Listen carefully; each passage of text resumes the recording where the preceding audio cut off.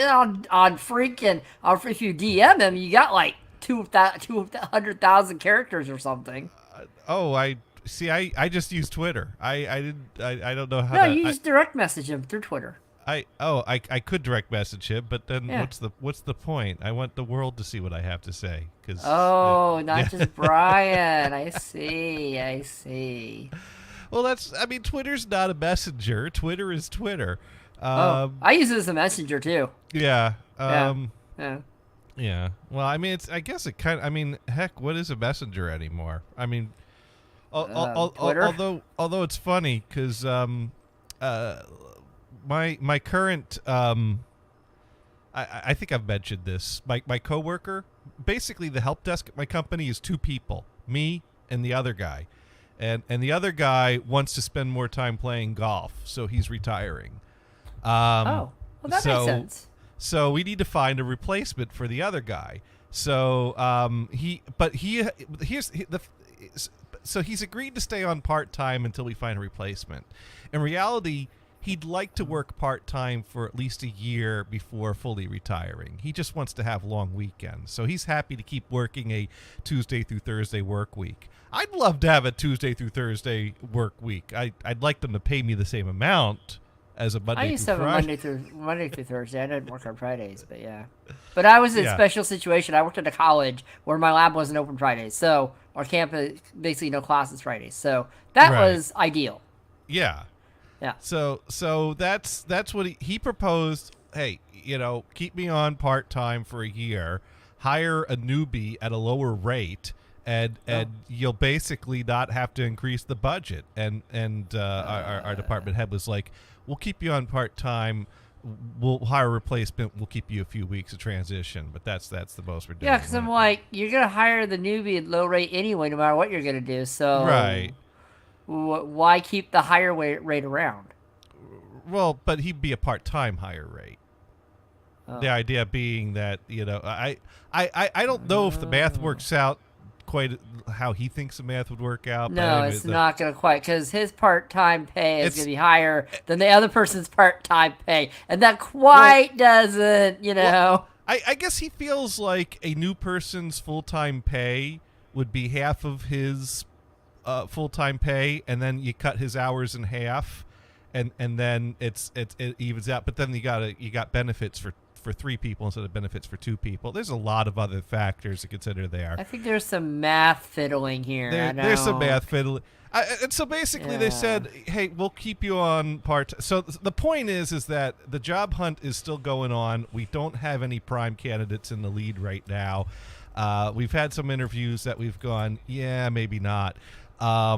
And so, but at least my coworker is happy to stay on as long as this process takes.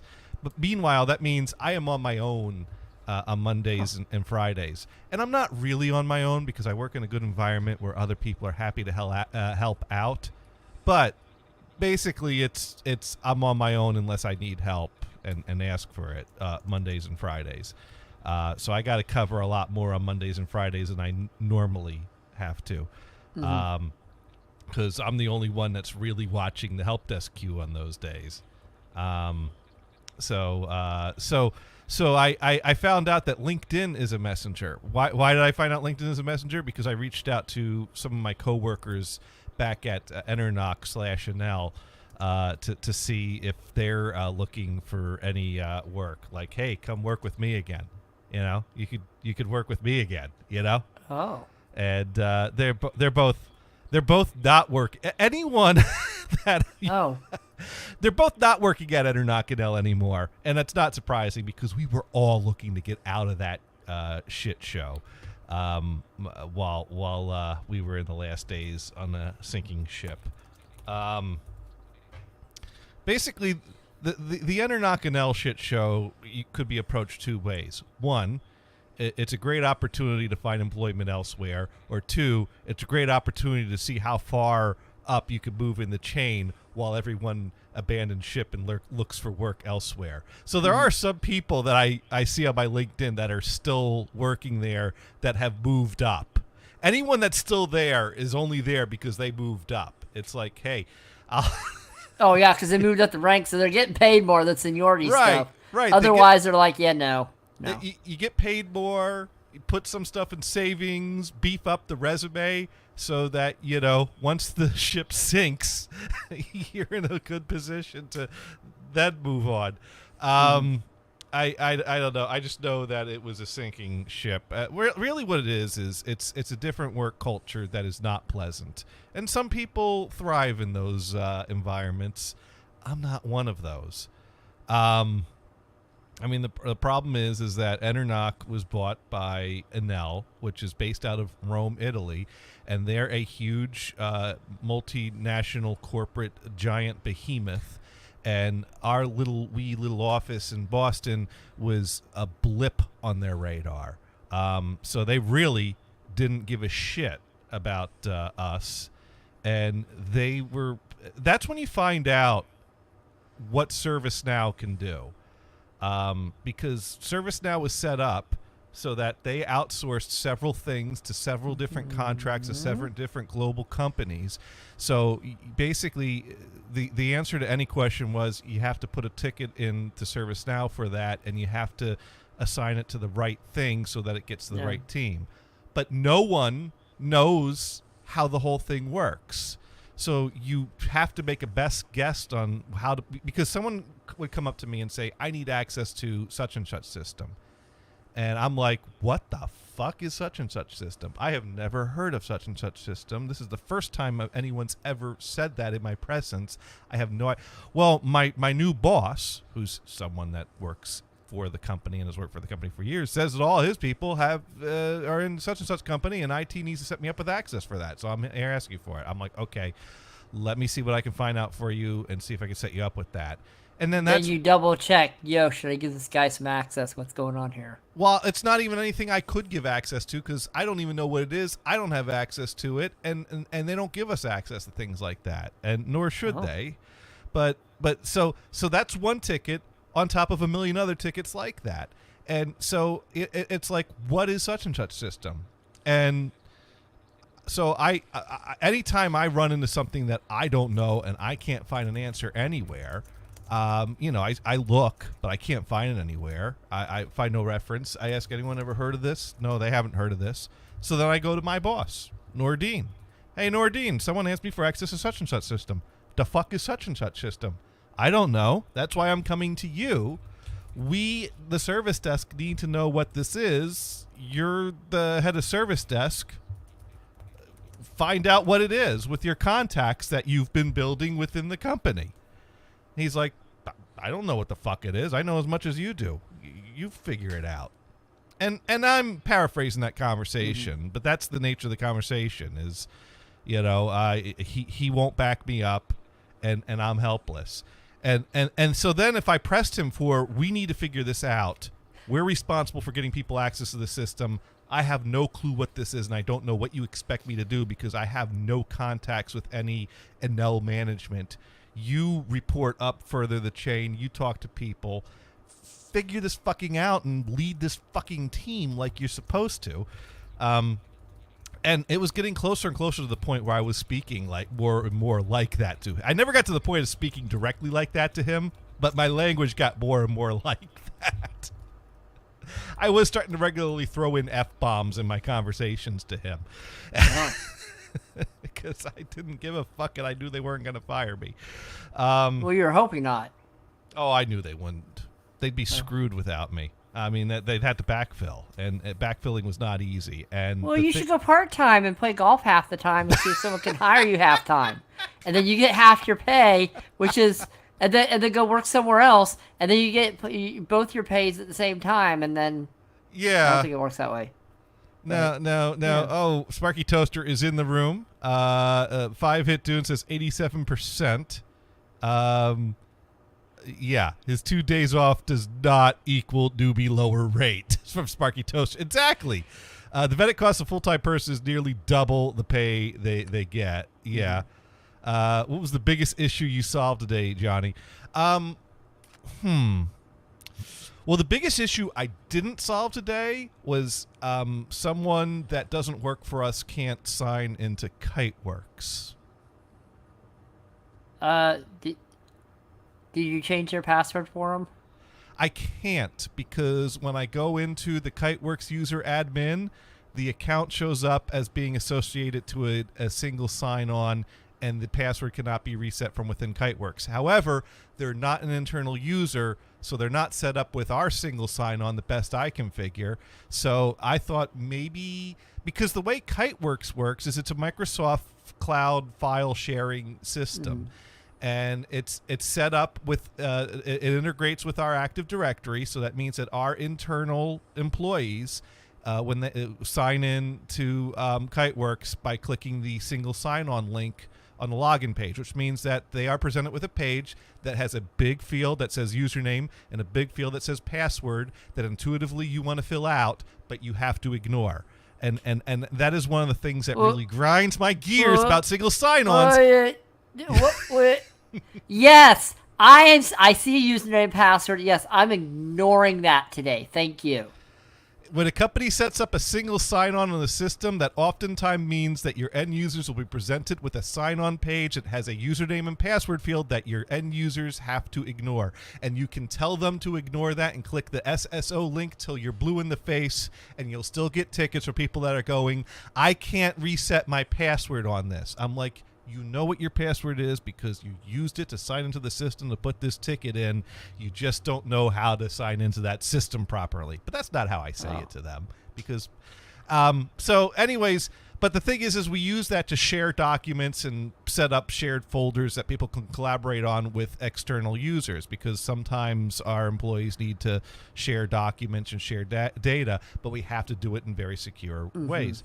And so someone was set that works for someone else, somewhere else, was, and the way it works is that if you share a document with someone, they are sent an email letting them know that they have this document that they can go sign in, and if they've not signed into Kiteworks before, they will set up a password, and then those users will use the username and password fields that our users ignore.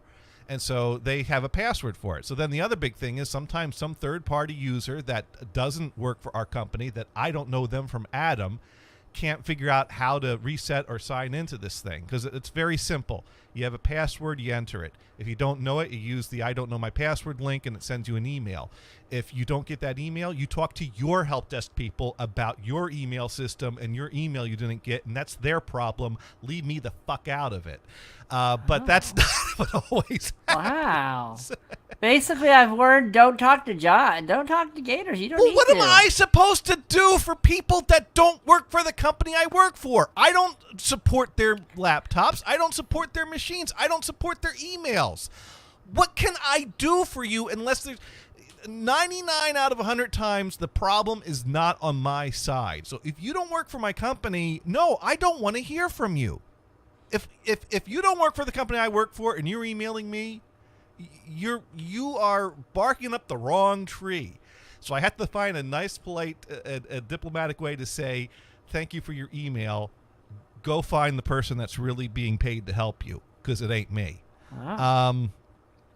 Problem is, some of these people are customers, and you can't really talk to customers. No, you can't. You have to be PC about it. But yeah. The problem is that it's really supposed to be the other people who are collaborating directly with them that are supposed to be responsible for providing these people the right instructions. But when they can't figure out, they get stuck. They start trying to shovel it on the service desk, like it's an IT problem. You fix it. I'm like, dude, they're not my end users. Those are not my... And Dune brings up a good point. I would treat all that as phishing. Now, here's the thing. The problem is one of my end users put a ticket in that the person they're trying to share with can't get it. So he's like, please reset their password, blah, blah, blah. So I go into Kiteworks. I find the user in Kiteworks, and it says it's a single sign-on. You can't reset it here. But it shows that the user is an email address that's external from us. So I'm like, what the hell is this? How could it be? So I don't know if another company also has Kiteworks and we have Kiteworks, maybe because they're a licensed Kiteworks user with another company, their email address is already in the system, and so it just links it. So maybe this person's company has their own single sign-on set up under that email address, and that person needs to sign in properly that way. So I'm like, look, I don't know what's going on here, but I can't reset a password on this. I have a question, Gators. You Go can't ahead. reset the password, right? Right. Can you delete the account? Well, there's two problems with that. Actually, there's one problem with that. What? The problem is that we have 205 out of 205 Kiteworks licenses in use. Yes.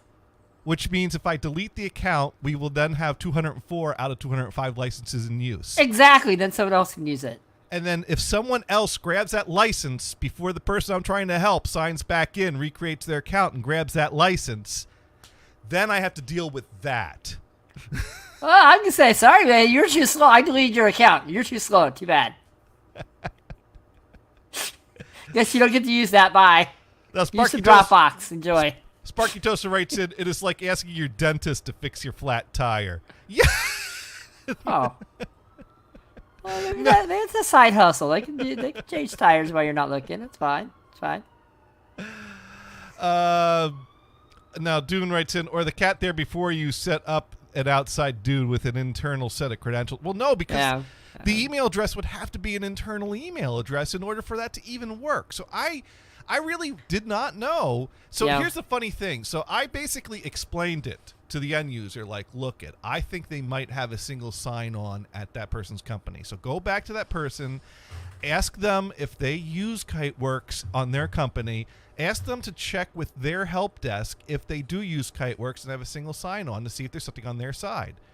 And then he comes back and says, well, I asked them, and they said they don't use Okta. And I'm like, when did we go from talking about Kiteworks to Okta?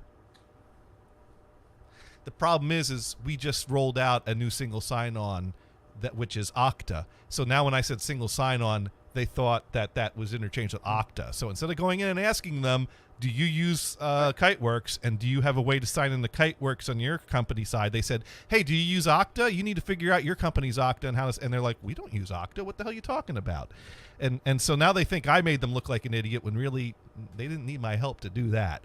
But so you didn't know they're gonna start rolling out Okta and. Well, no, I know about Okta because they sprung that on me because I said all the emails that come to our help desk voicemail box. Oh, then you will be busy. Yeah. Oh, I have been. Yeah. But yeah, they told me like, oh, by the way, next week we're rolling this all out. Everyone needs to click a link and sign in. And then you don't have to worry about Kite. There you go. It fixes itself. You don't have to worry about that anymore. Yeah, but that had nothing to do with the external user. Oh. So the question was, what big problem did I solve today? And I basically spent a long time talking about a problem I did not solve today. But I sent it on up the chain to the engineering team, and the head of the engineering team wrote something else back. I don't. He basically said, well, I looked at that, and I clicked something, have him try again. And I don't think he did anything that fixed it. So I have a feeling it's going to land back on my desk tomorrow. Well, you know what? If that's been moved on, it's not your concern anymore. Sparky Toast writes in Siren somewhere. Is it Johnny or Mars? Might be me. I think there was some sirens here. Oh, that was not me. No. But the point about the Enter, Knock, and Nell story was that two of the help desk people I work with there, I'm connected to on LinkedIn. I'm not connected to on Facebook. So I've been messaging with them on LinkedIn, trying to entice them to come work with me. But one of them is happy with his current job. But he said he knows someone else that might be looking, so sends it on to him. Uh-huh. And the other guy just started a new job last week, so he's not ready to jump ship yet. So I have not been having any luck. Although it's not really my responsibility to backfill the job, that's my boss's responsibility. But he's been pulling me into that as much as he can, which is good. Having a say in who I'm going to work with. What's that? Oh, nothing. I was reading the chat. Dune writes in, I have often asked myself if I could ever work with Johnny. Well, that depends on one very important thing, Dune. What's your opinions on David Hasselhoff? The Hoff? Yes. Now, are you familiar with the practice of hoffing?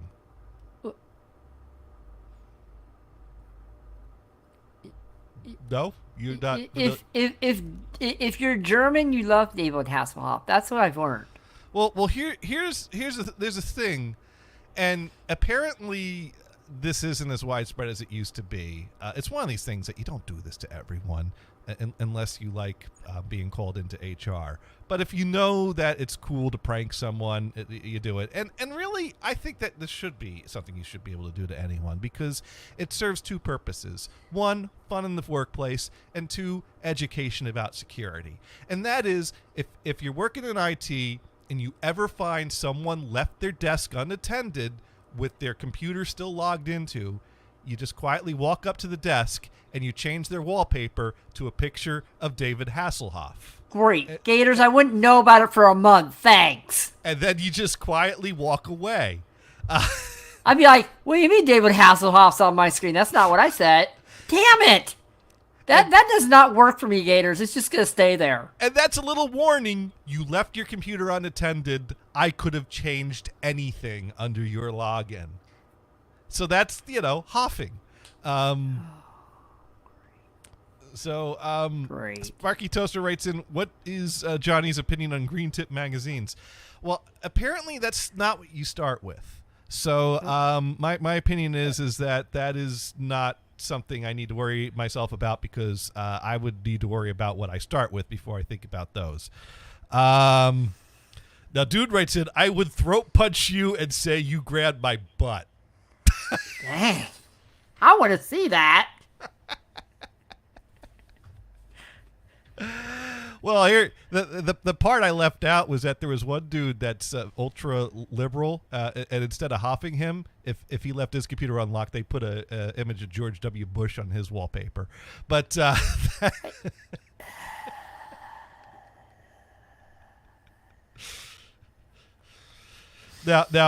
if Dune would throat punch me for the Hoff, I'd hate to imagine what he'd do if I put a Joe Biden on his wallpaper. But anyways, we're going to back away from that and go back to hoffing. Good, clean. There was a guy.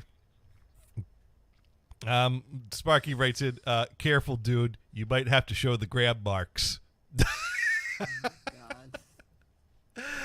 Well, actually, I got to tell you a funny story about the hoffing. So there was one guy that worked there for a while, that he came up to my desk one day.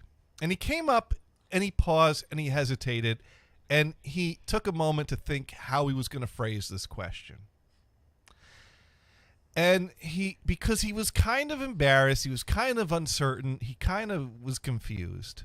And he goes, well, they just gave me access to this system, and I signed into it for the first time. And, I set my password. And then when I was done with it, I close it out. And then after I close out the window, this image of this guy's chest came up on the screen. And that seems kind of odd, and I don't know if that has something to do with the system, or if maybe somehow I loaded a virus by accident. So I'm like, let's go over your desk, take a look at this. Did you laugh? I was very confused, because his description, he was talking a lot about this system that he signed into for the first time and the password he set for that. So I'm trying to figure out what it is he's signing into, or how he set this up, or is this a password issue? Are you locked out of the account, or what is it? And then he talks about the man's chest, and I'm just like, what? This took a left turn. So we walk over to his desk. And he kind of shows me, he says, I got this, but now if I put this down, I see that basically it was a picture of David Hasselhoff from Baywatch, but because the way that the picture was framed, it was set as a background, and the background was set to crop, and it was a tall picture. So it basically cropped the Hoff's head off and just had the Hoff's, chest as a lifeguard as his background. And so I'm like, well, that's your wallpaper. And he goes, well, I don't know what that means. I'm like, did you walk away from your computer at some point and leave your computer unlocked? He goes, no, I don't think so. I'm like, well, I think you did. I think you've been the victim of a prank. And as soon as I said that, the person sitting at the desk in front of him starts like trying to stifle laughter. Like this person knows what's going on and is staying quiet. Man, they broke it. You gotta have oh my God, they broke it. The person at the desk in front knew what happened and was just stifling laughter that this guy went and got the help desk guy to come explain to him Hoffing. And I'm like, I think maybe Steve walked by and saw you left your computer on. Oh, okay. I see. Oh, of course, Steve was a made-up name. But anyways, so yeah, that's how I taught someone about Hoffing. Sparky writes in, let me just go on the record as saying it is so nice having a co-host that does not interrupt Johnny all the time. I don't know. We need a certain level of rapport, though. I need to let you talk more. Who, me? Yeah. Well, you're telling your story. I'm not going to interrupt. No, it's good. It's good. But I want to make sure that I give you time to chime in. And Mod Pro is doing good today. That's good. So should we call Brian and see how his road trip is going? Yes, we can call Brian. Well, before we call Brian, maybe I should get some of what I need to say to Brian out of the way before I call him, because he's probably not going to let me tell him all of it. So this way I could say it, and he wouldn't have listened to me anyway, and so I could feel like I said everything I need to. Toaster says no. No. No. All right, so that's one no. I'm going to vote yes. Oh, wait, Mars, you're the tiebreaker. Wait, you can do the slash poll on the chat room there, Gators. The slash poll. Sparky's getting out the Cheerios box. No, well, actually, we will call Brian in a little bit. But before we do, is he driving? Will he be driving? We'll find out. We'll ask him that. Brian caught up to about a month old news. I think it was around a month ago or so that the news broke that Mobile Fidelity was caught using a digital process in their vinyl reissue programs. Are we surprised about this, actually? Actually, some people are shocked, some people are surprised, and some people are not. Dude, you're doing remastering nowadays and reissuing. Well, I think a lot of companies are going to do digital, honestly. It's well, just easier for them. It is easier for them, but it's not quite as simple. And that's why it's nice to talk about this before we get Brian on the line, because there's a lot of complicated things here that Brian would never let me get out. I was dreading... Brian brought this up. I'm like, oh, that's a good topic. And I'm like, how am I ever going to get the important details out in between his interruptions? I just don't know. I just don't know how I'm going to. Yeah, that's that time I mute, go to the bathroom, come back about 20 minutes later, and be about the same spot, you know. Well, Mobile Fidelity was started in the 70s as a company that produced environmental recordings. I think they did a lot of train recordings, and they issued some of these recordings in quadraphonic on tapes and CD4 records. And they, I believe the company was started by Brad Miller, or Brad Miller was very involved in it. He's dead now. And Poor so guy. it's His initials were BM. well, hopefully he had a good middle name. Maybe his middle name started with an A and he was Bam. You know what? That could be the only redeeming factor on that. Yeah. Well, it beats having FAG for initials. So let's just say my dad made sure that me or my siblings had initials that didn't spell anything.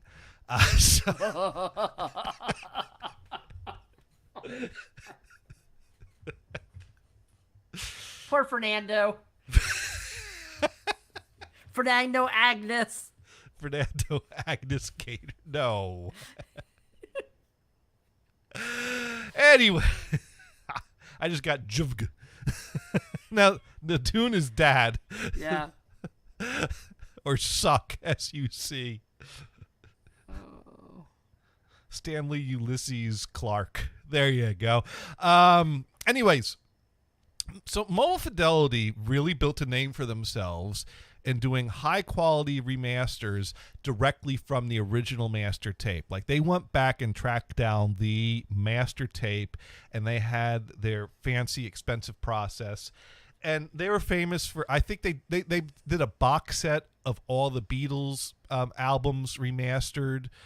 They had the original master recording border on top of the covers. Those records are all very collectible and valuable these days. And they also did certainly get into digital sound. They remastered and released gold CDs that had like the kind of black with the gold lines border around them.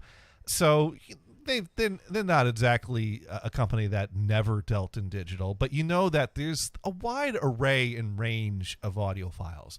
There are audiophiles that embrace digital technology. There are audiophiles that shun digital technology. And then there's sensible people like me that appreciate the value in digital and analog. And of course, as anyone that's a long-time listener of the show knows, this is a topic that Venison and myself could go on and on and on. Yeah, I for took a nap hours. during that. I went to bed that night and woke up and you're still going.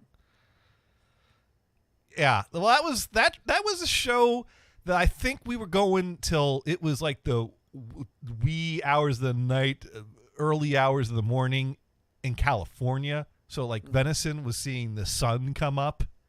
And it was because Venison was a diehard anti-digital. I don't know if it's fair to call him anti-digital. I mean, after all, we're streaming in digital. He had files in digital, but he absolutely loved his cassettes because they were all analog, and he subscribed to a lot of the theories that digital could not perform as well as analog. And I'm of the mindset that if you take the best that digital has to offer and the best that analog has to offer, it doesn't matter because they both exceed the range of the human ear. It also has to do what you're listening to it on. That's another thing. Right. And that's why the caveat there was best digital up against best analog, which is a very different debate from vinyl versus CD, because neither of those are the best that either can offer.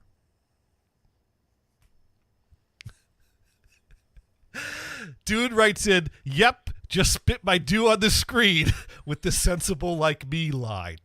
Hey, in that, I'm biased, but I believe that I really do. I believe I have the sensible view as far as audiophile goes, but that's my biased opinion. So someone could easily come along and say I'm full of shit, and here's all the reasons why that Johnny the Gators is full of shit when he talks audio. Because everyone has an opinion, and everyone's right, except for the ones that are wrong. He'll definitely say you're not full of anything. Okay. He's like, I'm not talking about that one. Let's go.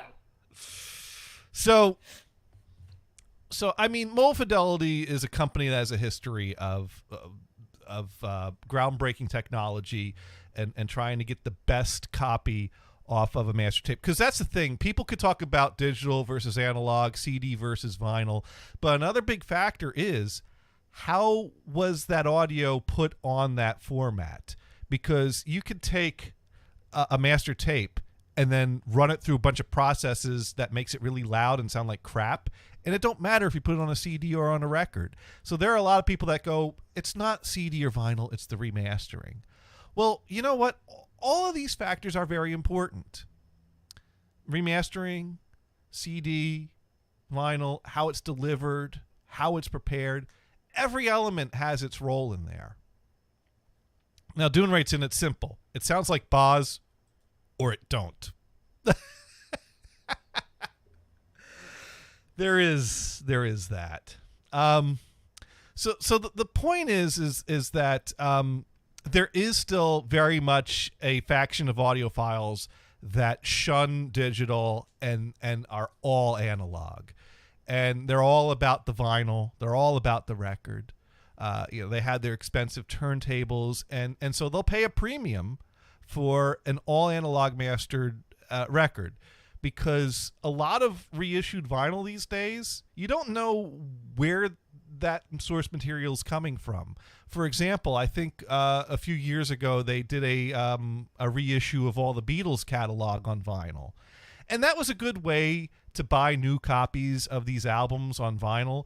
And I think a good job was done with those pressings, but it was stated up front that they used high resolution digital masters to create that vinyl, because that was just the simplest way to do it. So it is what it is, and still, they were very good sounding records. A lot of people paid money for them. I think they're out of print now. I think they're going up in value. So I'm not saying that there's anything wrong with digitally sourced vinyl. Although my opinion is it's stupid and you should just sell the files, because if you've already gone digital, there's really, I don't see a good strong reason. Well, there's also the people who want it for the fad to have the vinyl now. Right. Kind of a thing. There's and the that's why kitsch. they do it, yeah. Right. But also, in the case of the Beatles remasters, they're not selling high-resolution digital files of that. You can't buy a 24-bit 96 kilohertz FLAC file of Sgt. Pepper. You could buy a vinyl that was mastered from the high-resolution file. You could buy a CD, which is 16-bit 44.1 kilohertz. Some audiophiles would even argue that that's adequate, that's enough, that the human ear can't hear the difference between 1644 and 2496. Some people will vehemently defend high-resolution digital. Tell the difference. Some people say you can't tell the difference. Some people say you can, and that's all debatable, up in the air. Yeah. But in my opinion, if you've got a 24-bit 96 kilohertz file or 192 kilohertz file, sell the download of it. I don't need the piece of vinyl so much as, you know. Wait. I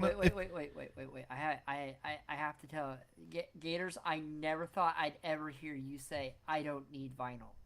Well, I mean, in some cases I don't. I don't need digitally sourced vinyl, because digitally sourced vinyl is all about kitsch and recreations. Mm-hmm. That although that statement was very dismissive, because what Mole Fidelity was doing, originally they were all analog.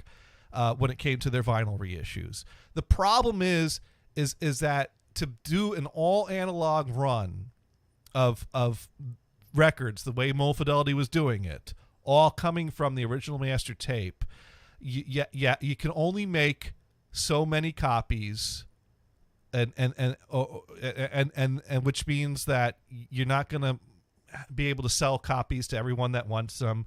And so you're going to have higher demand than your supply, which, you drive the price up or whatever.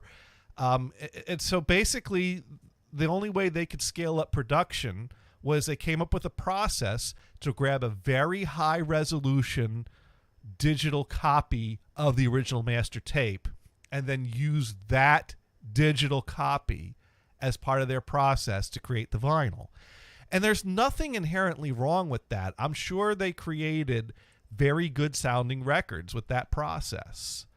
The problem is that much of their customer base doesn't want vinyl that came from a digital source. And so Mole Fidelity very intentionally kept that part of the process secret and were not transparent about that. So it was very obvious that there was going to be backlash when that got discovered. And that's what's happening now. Now, there's a lot of opinions about this, and they're all valid. There are people that are angry and calling them out for being misleading and deceitful, and I believe that is a very valid case, because it's very obvious. Open their mouths and told people. That's how it's processed. Do it. Right. But if they did that, that probably would have impacted their sales. Yeah, and this isn't going to impact their sales in future case. Well, they were planning on never getting caught, I think. Well, you're planning on something, but in foresight. Yeah, exactly. No, they got caught.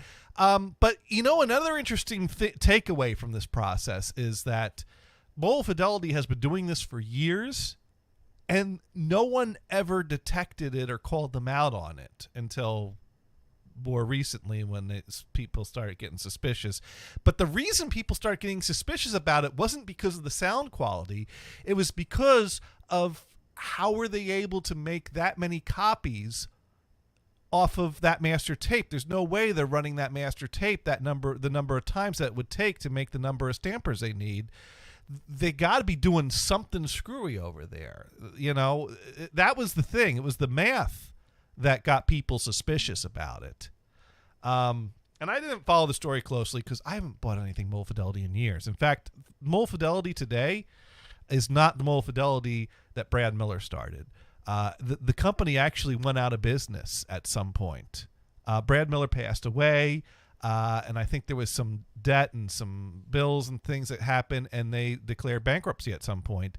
It was another group of people that revived the name. So as far as I'm concerned, it's a new, different company that someone just bought the name for brand recognition. Mm-hmm. And I kind of hate bullshit like that. It's like, dude, you're just buying respect. You're buying an image.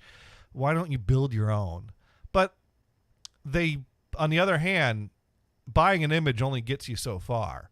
And so they bought that image and they lived up to it and they put out product that people praised. And that's the other side of this, is that a lot of these audiophiles, some of them being ones that are true all analog is the best, I can hear the difference. Not a one of them ever heard the difference or ever suggested that this sounds digital.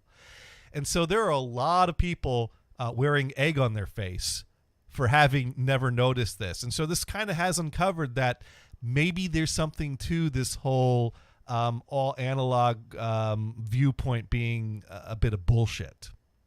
Because it's funny. Steve Guttenberg even chimed in on it. And Steve Guttenberg was among the people that kind of spoke more in defense of Mold Fidelity. Because the defensive position is, hey, we stand behind our product. It still sounds as good as it did. Our customers are happy with the sound of it. That's what it is. Now, Mold Fidelity has apologized for their lack of transparency and has tried to be more of take that tone, like, we're sorry, we didn't mean to mislead you, we'll be more transparent, but our product speaks for itself. We produce quality. This process is the process that we felt was the best to provide the best quality product for you. We stand behind it, and you can't fault them for that. But it's kind of funny to see Steve Guttenberg take the defensive approach that the quality of the product still stands up, when Steve Guttenberg himself has been a person at times to have spoken about analog being better than digital. Then again, he does come at a lot of things from a lot of different angles. So I'm not necessarily faulting him on that, but one video comes to mind in particular where he talks about Steve Guttenberg once did this video where he was like, you always hear people talk about digital like, wow, it almost sounds analog, or it sounds as good as analog, but you never hear the reverse. No one ever talks about analog sounding like digital. You only hear people comparing digital to analog. So what do you think about that? And that's the type of thing that an analog purist would, say. Ooh, it sounds good. Look, it's at 5.1. I'm happy. That's all, So it's just, I had to do a little bit of like, gee, Steve, you've said some pretty, all analog type of things. But then again, Steve has promoted and reviewed many different things all across the line. So he's certainly not a analog purist. He's got plenty of digitals in his collection, I'm sure. Anyways, that's the Mold Fidelity scandal.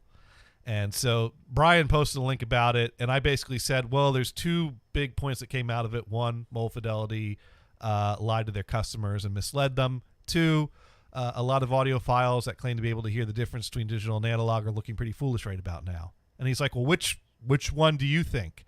And I'm like, both of them. And he's like, oh, nice to see you have a strong opinion on this. It's like, dude, I have a lot. As you saw right here in the past, half hour?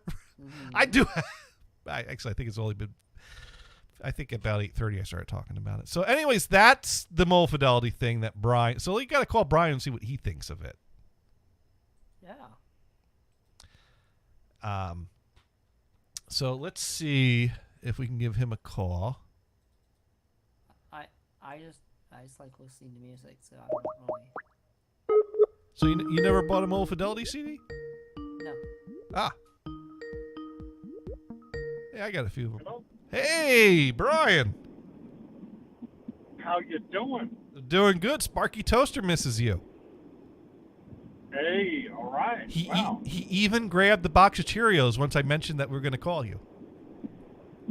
Oh, okay. So Well, I got to call interesting things here along the road. Yeah. There's a field of something or other that sprinklers are running. Okay. Farm irrigation. Sparky Toaster writes in That's all interesting, lies. huh? What? Sparky Toaster wrote in all lies. I still don't know what you said. Okay. Well, tell us more about this field. The steel? The field.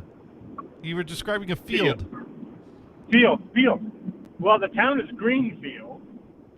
Okay. I passed the windmill a little bit ago. There's a winery there. Mm-hmm. There's fields on both sides of me. Oh, that one's a vineyard. You know, growing some grapes for wine. What else I got? Other things going on. I don't know what they are. Okay. All right. Now, Brian, who's driving right now? Well, I'm the only one in the car, so I'm hoping I'm driving. Are you jumping off any airports today with your car? Just off any airports? No. Yeah. No, with your I car. don't think so. You're not going to take your car for some sweet jumps around the airport? Oh, well, I can't think of any airport on the way. Well, I'm sure you can find a cop car to piss off.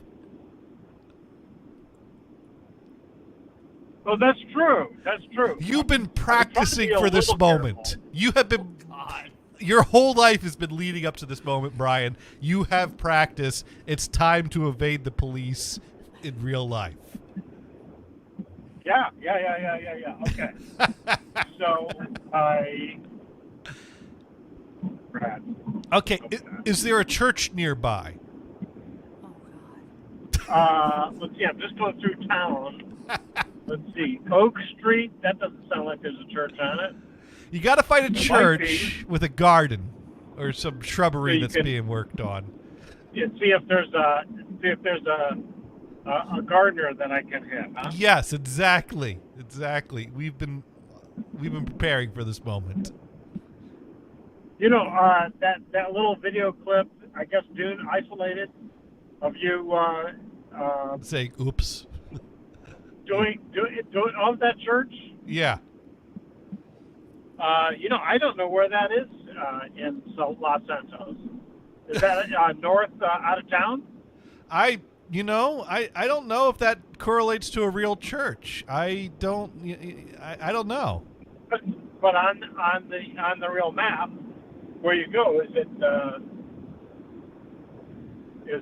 I don't remember where it you know, was. Okay. It's basic. I launched my car high into the air, and the church parking lot just happened to be where I landed. I couldn't tell you where it is. I see. Oh, okay. All right. So it's something to explore. Yeah. Yeah, I might have to review Something to the search video. If I review the video footage, I could probably, try to get my bearings from the might be able to video. find it? Might be Yeah. able to find it. Although shortly after Yeah. that, I found a second church. So there's more than one church in the map. I know there is a church in town. It looks like it's a nice big stone church. Yeah. But I didn't notice any type of gardening or that type of thing around it because it's right up against the sidewalk. Right. Now. I don't think you'd see a worker there. Now it's possible you could get some parishioners walking to church and you could nail them, right? Well, that's always a possibility. Yeah. Well, it'd be better to get them walking home from church and walking to church because then they've attended services and have just been blessed. So I think Yeah. you know That would be better. if you're gonna But you don't always you don't always get that choice. If you're going to slaughter a bunch of God's chosen people without mercy, you may as well do it after they've been blessed, you know? Isn't Right. That's right. I Yeah. so go into a bad place. I just Yes. the views that I express here are not necessarily the real views of Johnny Gators or anyone. Actually, I did have a discussion on Facebook with people earlier. They were talking about sin and forgiveness. Right. And one fella said, so I prayed for a bicycle 10 times, and God didn't give me one. So I stole a bicycle and asked for forgiveness. Well, God might forgive you, but you think that'll work? You want me to answer that silly or seriously? Well, let's go either way. I don't know if I have I mean, I think the joke's already been made, but I mean, the seriousness is if you're really sorry for what you did, you wouldn't keep the bike and you wouldn't feel good about it. So you can't really be forgiven for that unless you were truly sorry, in which case you'd give the bike back. So that's the flaw. Okay, so he actually responded the next level. Because some of the people in the conversation were Jewish. And he said, according to the Jewish faith, see, now we're getting real, right? Right. Well, according to the Jewish faith, God cannot forgive that. You have to get forgiveness from the person that you stole the bike from. All 10 of them? There's... which to me suggests that part of it is restitution. Right. Whereas I think that other faiths wouldn't say you don't necessarily. It's not up to a person to forgive you or hold it against you, but restitution may be necessary. Certainly, you have to be truly sorry and truly atone. And I don't think you can be truly sorry and truly atoned while keeping the bike. That's right. You maybe you can't get it back to the original person, in which case you should turn it over to the local police or donate it to a charity or something like that. But yeah, you can't really atone and keep your benefits of your transgression. Yeah. But now a fellow I know who used to work for Tharco, he was posting pictures of his Mustang, I think it was Mustang, on Facebook. Look at my Mustang, it's a beautiful car. See that some strange person says, oh yeah, that's beautiful. A young person, I love that car.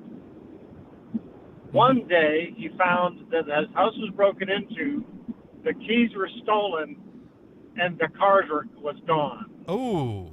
So that person on Facebook actually stole it. Now he didn't know that right away. He filed for insurance. The insurance got him another car, right? Gave him the money, so he bought another one. Okay. Well, then the car was found, and it was this girl that was on Facebook. So he already got the car, so that car went to the insurance company. So the insurance company gets the original car, or do they get the new car and you get the original? Hers. Okay. Yeah, no, he got the new car from the insurance company, and of course, what he had was pretty new, so they basically replaced his new car with a newer car. Once so does she ever get restitution? I don't know what she was charged with. That's Grand Theft Auto, right? Right. That's the full game. Right. The thing that's stupid is that she stole the car and just parked it in her neighborhood. Her own neighborhood that was, miles away from where he lived. Yeah, that is... did she at least swap the plates or take the plates off? Or No, nothing. It was parked with the plates right there. That's why it was easy. Why it was easy for the cops to find it. What is this strange car parked here for? That is, dumb criminal, right there. Did not really think that one through. Yeah. But in fact, there's a recent ad that the guy gets on, and I don't even remember what the ad's for. They're still playing though. It's recent. okay. Where the guy gets on TV and he says, you know, I've made mistakes. I stole this or I did this. You know, clearly against the law and stuff. Right. But I am not a criminal. He ends. I think it was for youth programs to help kids to don't do stupid shit. Scare straight. Well, anyways, Uh, let's change gears. Now I'm down to one lane on a highway, and I don't know why. Oh. They got some cones out now. Yeah. They just, they painted the road to say that lane is closed. Hey, Brian, is that a tunnel that you're about to drive into? Do I see a tunnel up ahead there you're about to drive? No, I'm on an overpass. Oh, okay. All right. And there are two windmills right in front of me. Well, those could cause interference. Operating. Yeah. I got to watch out for that windmill cancer, right? So anyways, Brian, shifting gears, you tweeted about the Mole Fidelity controversy. Yeah, I don't know anything about it though. Well, you tweeted the link, so you read something. So clearly, you thought something about it to tweet it. Yeah. Well, I mean, I think I saw it on Facebook, pulled it up, got the link, posted it to you to see what you thought. And I kind of told you what I thought, and you seemed to think that my thoughts weren't that strong. But I think that there's a well, your initial comments was kind of weak. Let me call it was milk toast.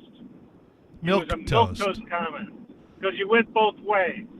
Well, the thing is, both ways have very valid truths to them, and I don't even think that they're opposite or diametrically opposed ways. They're, Mole Fidelity's position is that they stand behind their process and they made a quality product that people liked, and that's not that statement is not exactly false. However, they did. But they did deceive people. Wasn't there? Yeah, their advertising said this is all analog. Well, and it wasn't. Here's the thing, right? I don't think their advertising actually said that. I think it was more of they're known for that. They implied that, and they kind of quietly let people continue to think that that's what they were still doing when they started adding that digital step in there.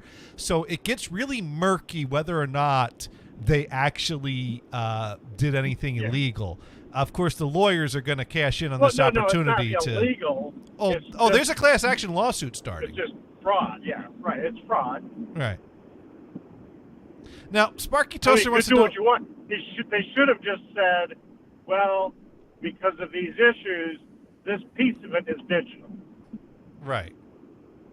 But it's wasn't it a high resolution digital? Now, Dune wants to know if we can get you to go to a drive-through and we'll tell you what to order. Oh. Maybe there's a Taco Bell nearby?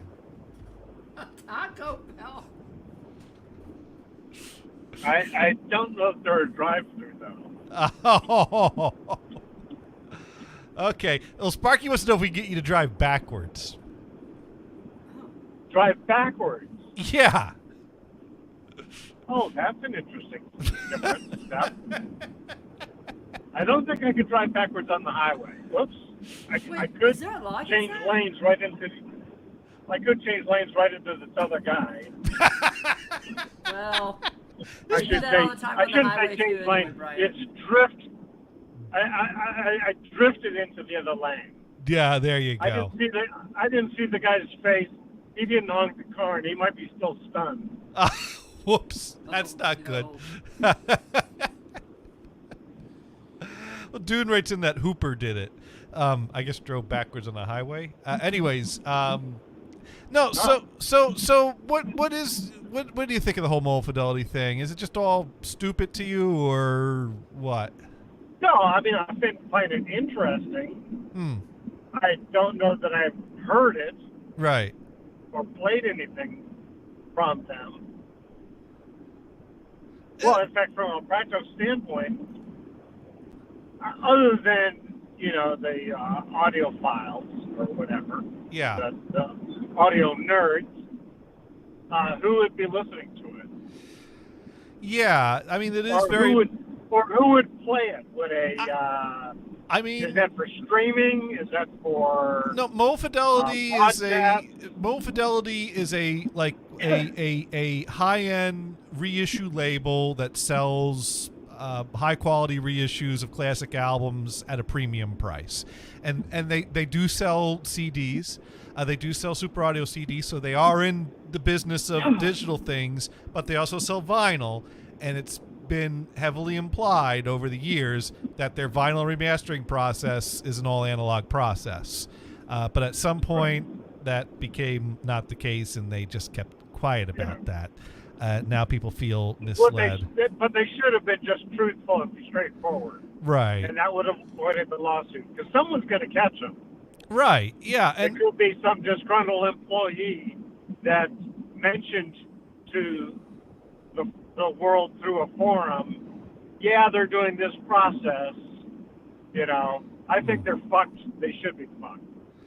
Well, I mean, so go fuck them. It's hard to say, because the thing is that they are doing a lot of the right things now, but it's hard to credit someone for doing the right thing when they're doing it in response to being caught doing the wrong thing.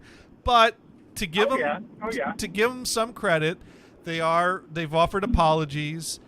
They've done interviews. They've explained the reasoning behind their process. They've pretty much stated that they stand behind their process and they stand behind their product and they believe in their product. And the thing is, their product still sounds as good as everyone thought it sounded before they knew there was a digital step. So they have that going for them.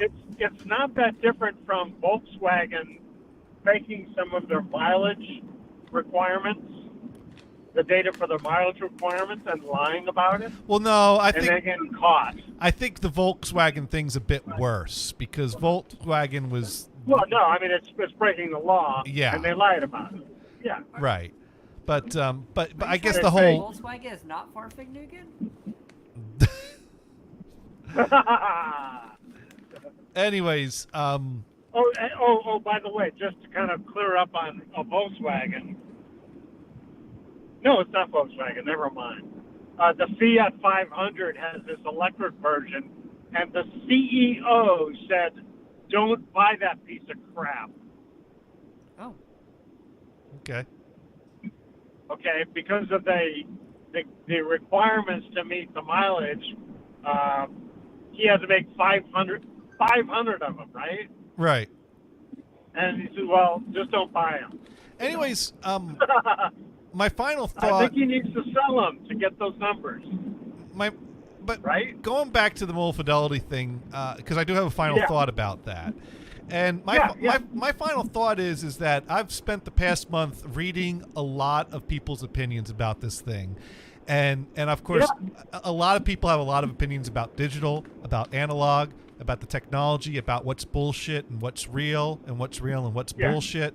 And after reading pages and pages and pages of all this techno mumbo jumbo that makes sense to me and I get, and sometimes I am one of those guys, today I had this moment where I'm like, damn, this is why sometimes I just say, fuck it, and put an 8-track tape in and jam out to the tunes.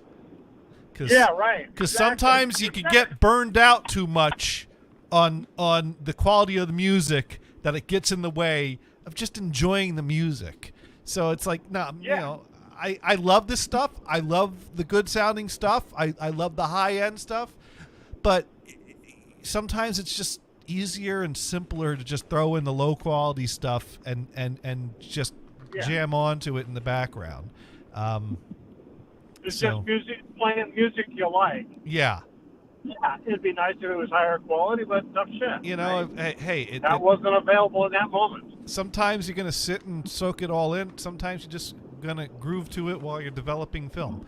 And I think that shifts us to our next topic, which is more visual. What? So I don't know if we want to let Brian focus more on the road. Let's just stick with audio. Okay. There was an argument or a discussion of what's going to give you better sound? A wired headphone to your phone, telephone, your smartphone, or Bluetooth? Well, that all depends. I mean, it could be. Well, yeah, it depends on the quality of the headphones. But Yeah. let's say those are being equal. You get the same rating between the wired headset, earplugs, or whatever, and the Bluetooth.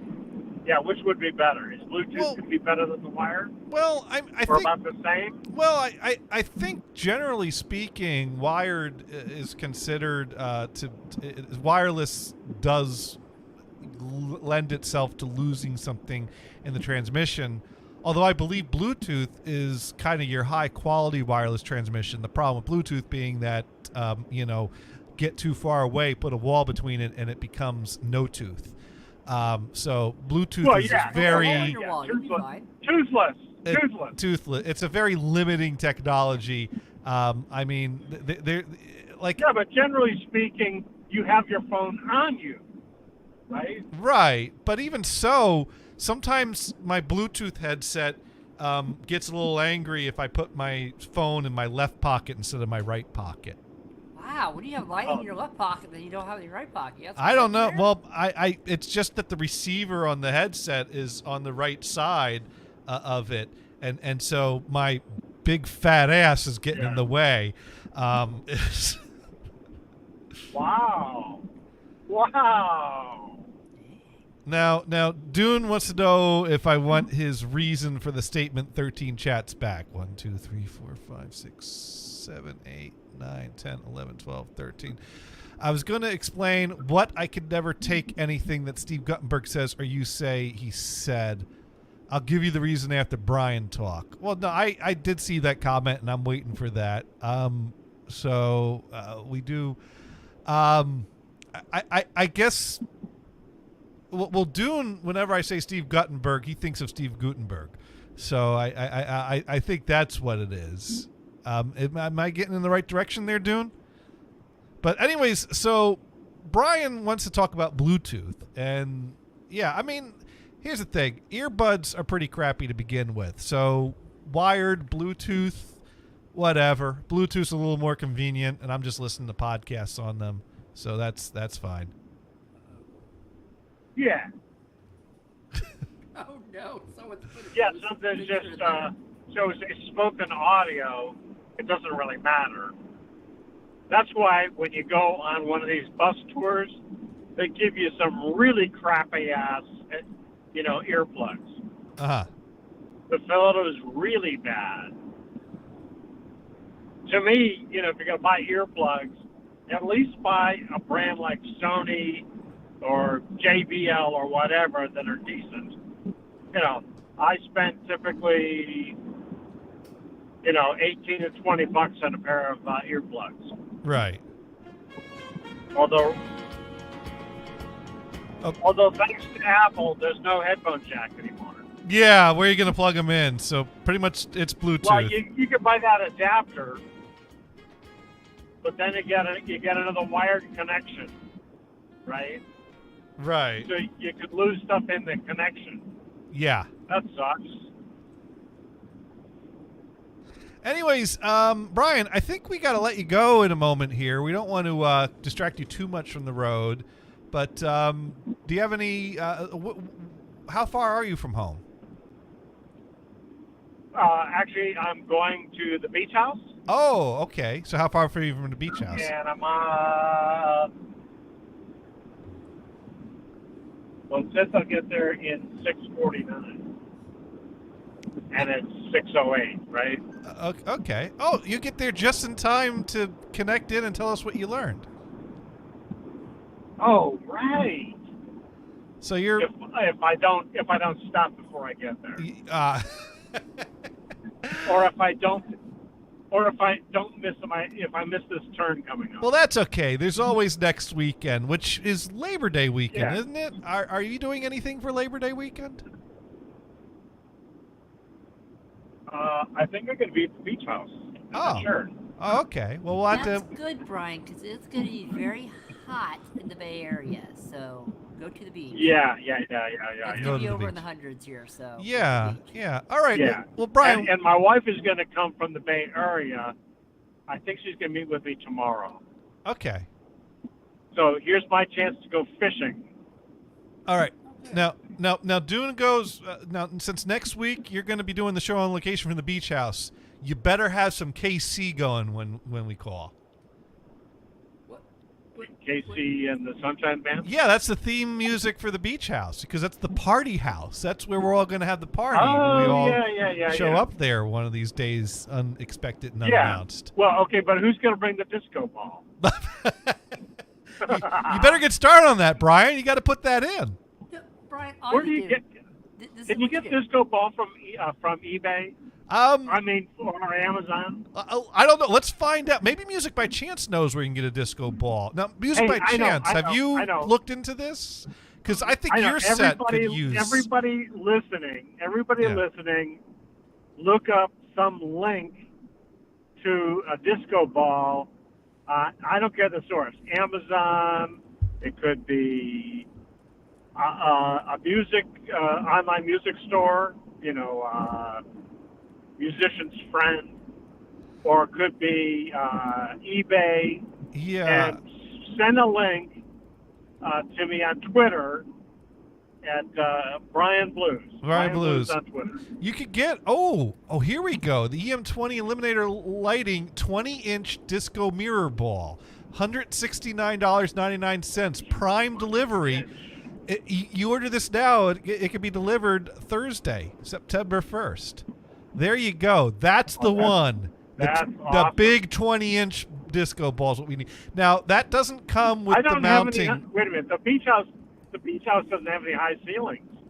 You don't want people to walk into it. Well, the ceilings are only 8 feet. Okay, we can get a little 8-inch one then.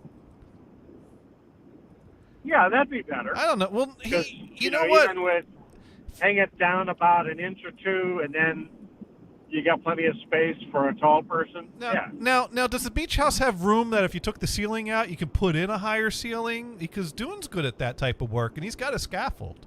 So we could get Dune out there to do some work on the beach house and put in a proper ceiling for the 20-inch ball. Oh, like put in a little vaulted ceiling? Yeah. Yeah, you got room for a vaulted ceiling? Yeah. Well, that would have to be constructed. I've been in the attic, and I don't know how far the rafters are apart. They're probably only only 18-inch? Dune rates in damn straight. All right, we're getting Dune out there with the scaffold. He's going to put in the vaulted ceiling. You're going to order the 20-inch disco ball, get that delivered Amazon Prime. And the scaffolding will come in handy to mount that properly to the vaulted ceiling. And then Music by Chance is going to come out there, and he's going to play Do You Want to Go Party by KC and the Sunshine Band while we all do a bunch of keg stands. So that's Labor Day weekend at the beach house. So, and everyone listening here is invited to Brian's Beach House, 123 Brian Beach House Road in, where is that, Monterey? Yeah. So there you go. You heard it here first. Dude wants to know if there's a Home Depot near the beach house. Yeah.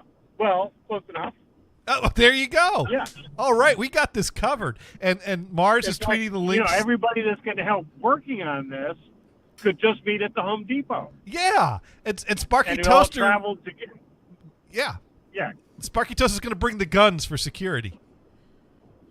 Correct. We need a good bouncer and good security. Yeah. Yeah. There we go. This is shaping up to be a pretty good party here. Is that gonna be shotguns? Yeah. I think so. You know what? We could also have celebratory gunfire, right? Right. And then Music by Chance can also cover more KC and Sunshine Band songs because they did a song called the Shotgun Shuffle on one of their albums. Now, Music by Chance says he'd rather bring the hot Asian babes. Hey, no one said you couldn't. The more, the merrier. I think they would get along nicely with Brian's Asian wife. Yes. Which, by the way, that's a joke. She's not really Asian. You have to know that for it to be funny. That's right. let's see, our security guy is Sparky Toaster, right? Right. Sparky Toast is going to be the security guy. Yeah. So he could teach my Asian wife how to use the shotgun. Oh, there we go.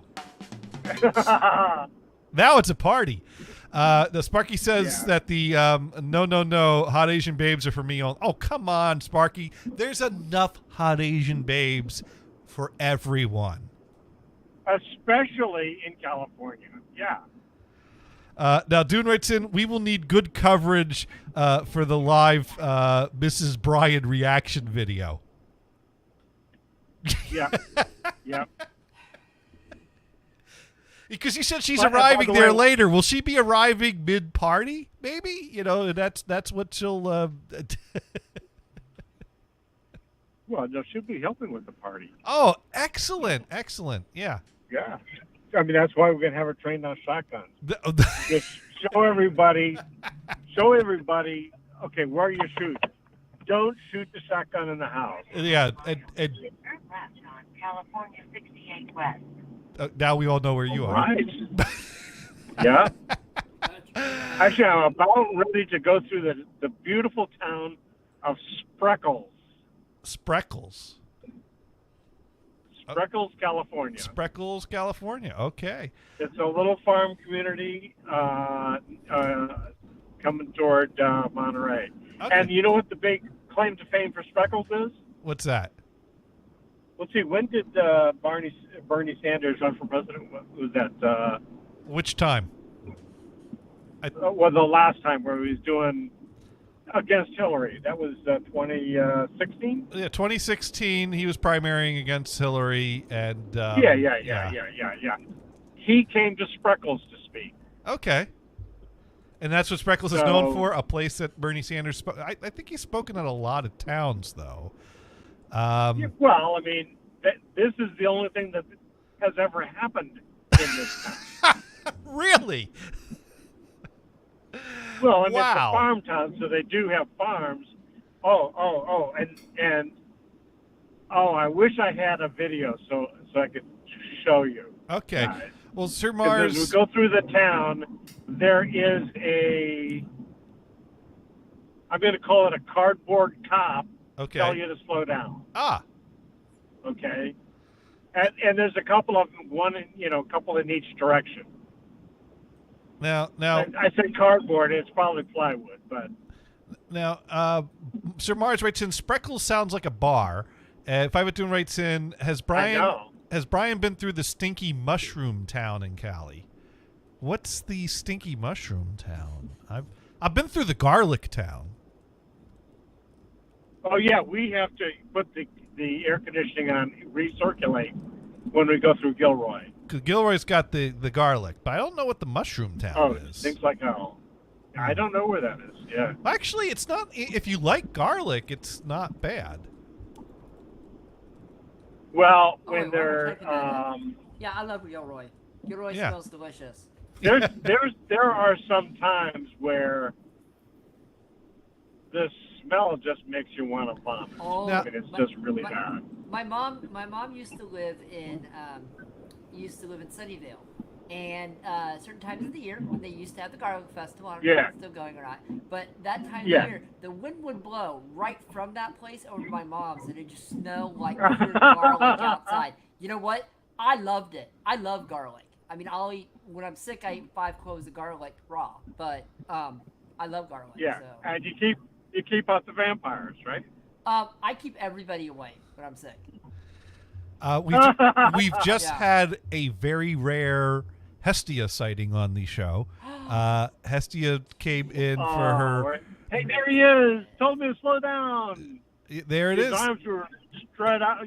Both arms were out. Hestia's waiting for Oops, treats oops, very oops. Oh, no, patiently. that's not a cop. Treats were allowed till after Now, the show. Music by Chance wants to know if there's any music on the show. I don't do music shows. I do talk shows. Now I have we've Hey, done. just play the guy a tune. Now we have done. Play The thing is, to me, Music by Chance is asking if I play anything because that's the type of music show Music by Chance does, and I I guess I could pull out my French horn one of these weeks, but I'm so Yeah. out of practice that. Well, you have to practice a little bit. Mary Had a Little Lamb would be simple. Well, I right? mean, it would be, but my embouchure is really. Well, you'd have to practice. I'd have to build up some lip How strength. long would it take to get you up to par? Oh, How many 6 weeks? or 7 months. One? Oh, God. I'd have to dedicate myself to it and practice regularly. Here's the Yeah, problem. Yeah. I know my friend Larry, when he would come back from being sick, it would take a few weeks to get him back up. Yeah. Of practicing, like every day. Now, and the problem with practicing brass instruments is you have to be cool with the whole neighborhood hearing you practice, because it is going to reverberate and fill the whole house, and I mean these houses are kind of close and it's warm, so the windows are open, so everyone's going to hear me, and I'm not sure if I'm prepared for that. And I don't know if someone's good. Then again, the kid across the street screams bloody murder anytime he wants to communicate something. So maybe I'm not the most annoying person on the block. Well, most people are tolerant of music. Okay. I don't know. When I was in Houston, there was a neighbor kid that was learning the saxophone. The first few months were awful, but we tolerated it. No complaints. Now, Dune points out that I play the eyeball tunes sometimes. Oh yeah, you know what? That's what we need to get Music by Chance to cover. Is Music by Chance? You ever heard of the Residents? Oh no! We need to work some Yay! Now, Mars, if you don't hang up, I promise I will only play up to 3 Resident songs. But we gotta give Music by Chance. Did you say 3 Resident songs? And I won't play them in their entirety. I just want to give. Clips, right? I want to give some. Here, Music by Chance. Think about this. Think about what attention your show would get if you opened up with Constantinople by the Residents. I mean, just listen to the possibilities on this one.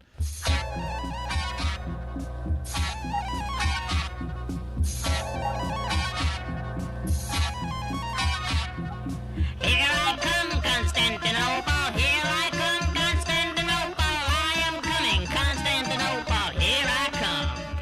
What do you think, Music by Chance? Music by Chance saying, I've heard this before, I think on Twitch finds. Oh, I must have played this for him in the There you go. Does he normally listen to you and Dune? Well, Music by Chance is a fellow streamer that does a music show. We need to promote his channel, actually. So it's yeah, absolutely. Yeah, twitch.tv/Music by Chance. And he does he actually covered a few Bobby Sherman songs once at my request. He played the drum and yeah, he did the drum, and I think he did Little Woman. And he also did another one of our requests, Welcome Back, Cotter, John Sebastian. He's done a number of our requests. I don't know if he's done Inagata de Vita yet, though. Did Bobby Sherman do that? No, that's Iron Butterfly. Not all of our requests are Bobby Sherman. I was just like, whoa! How did you jump that track? You know what? The next Bobby Sherman reunion tour, we're going to have to request that he do Inagata de Vita. That would be interesting. Bobby Sherman covering Inagata de Vita with that boyish smile and those bright sequin shirts that he wears. And now, Music by Chance did 2 minutes. Does he still wear all that? Oh, well, you know what?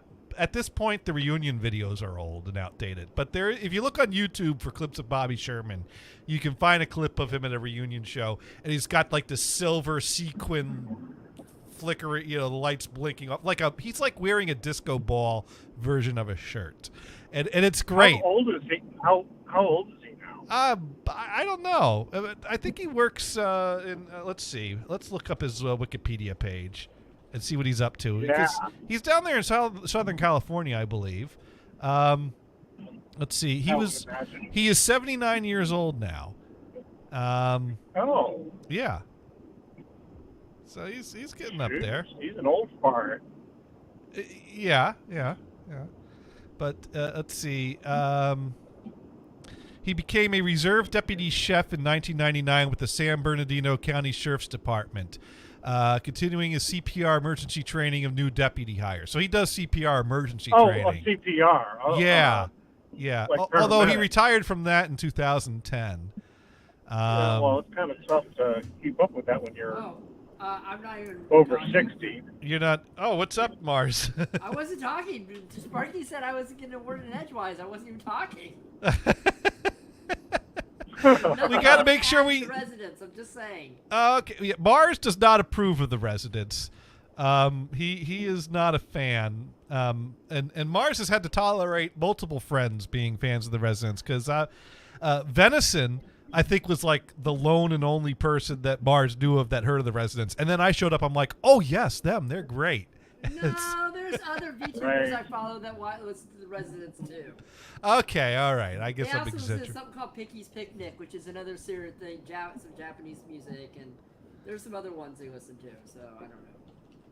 Let me see if I can find the clip. Now, just one comment.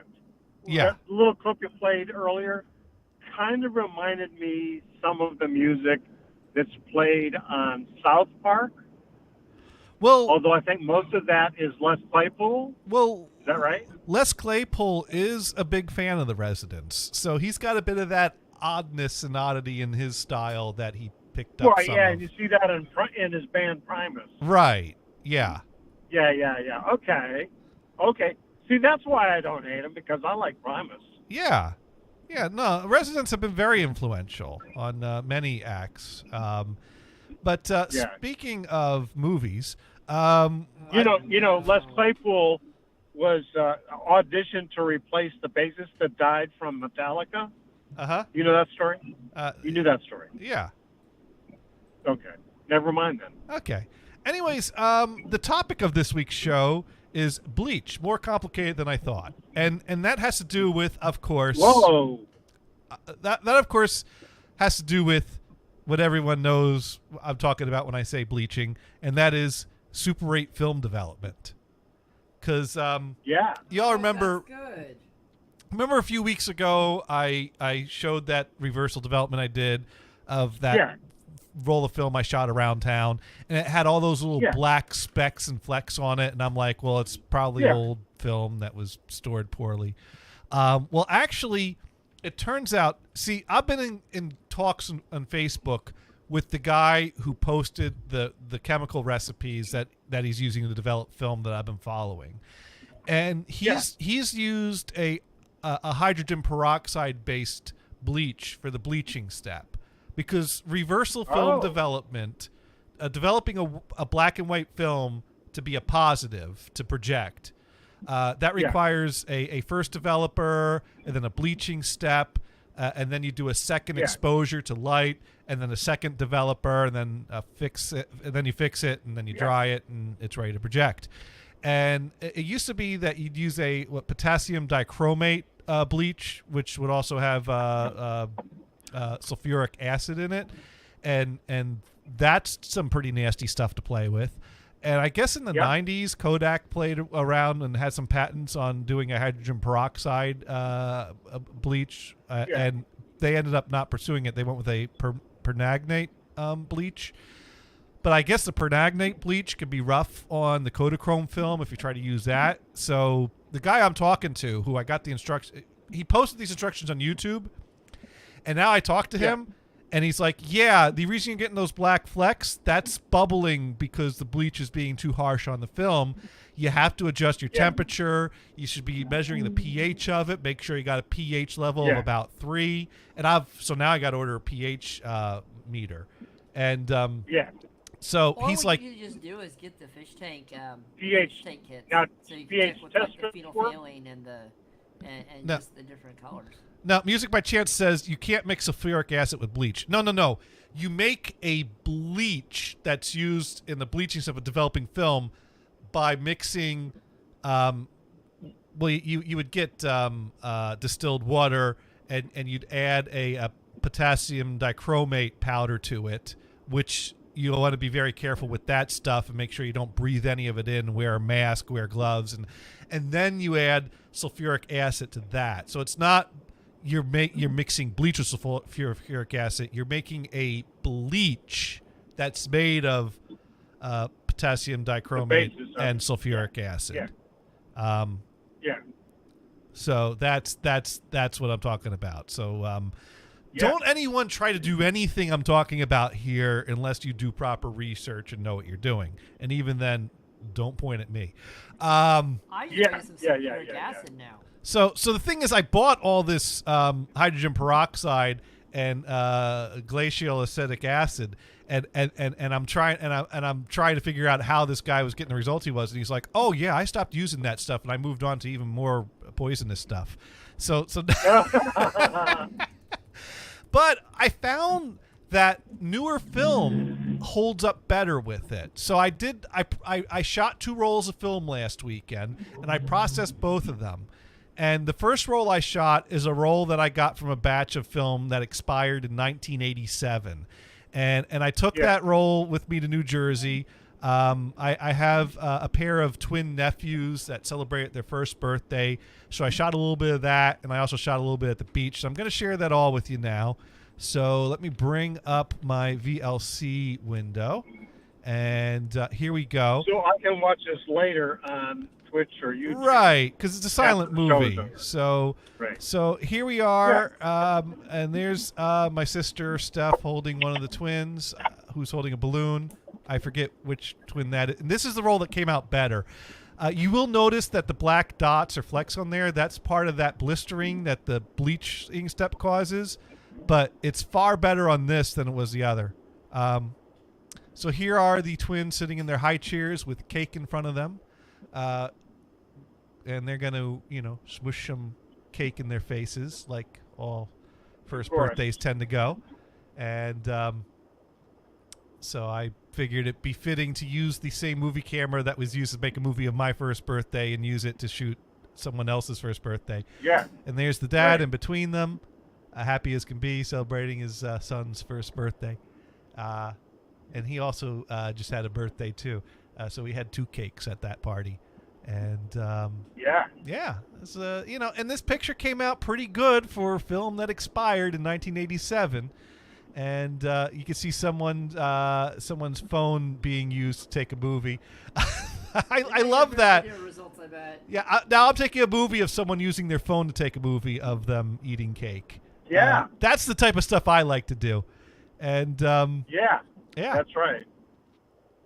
I like to take movies of people taking movies or taking pictures with their phones.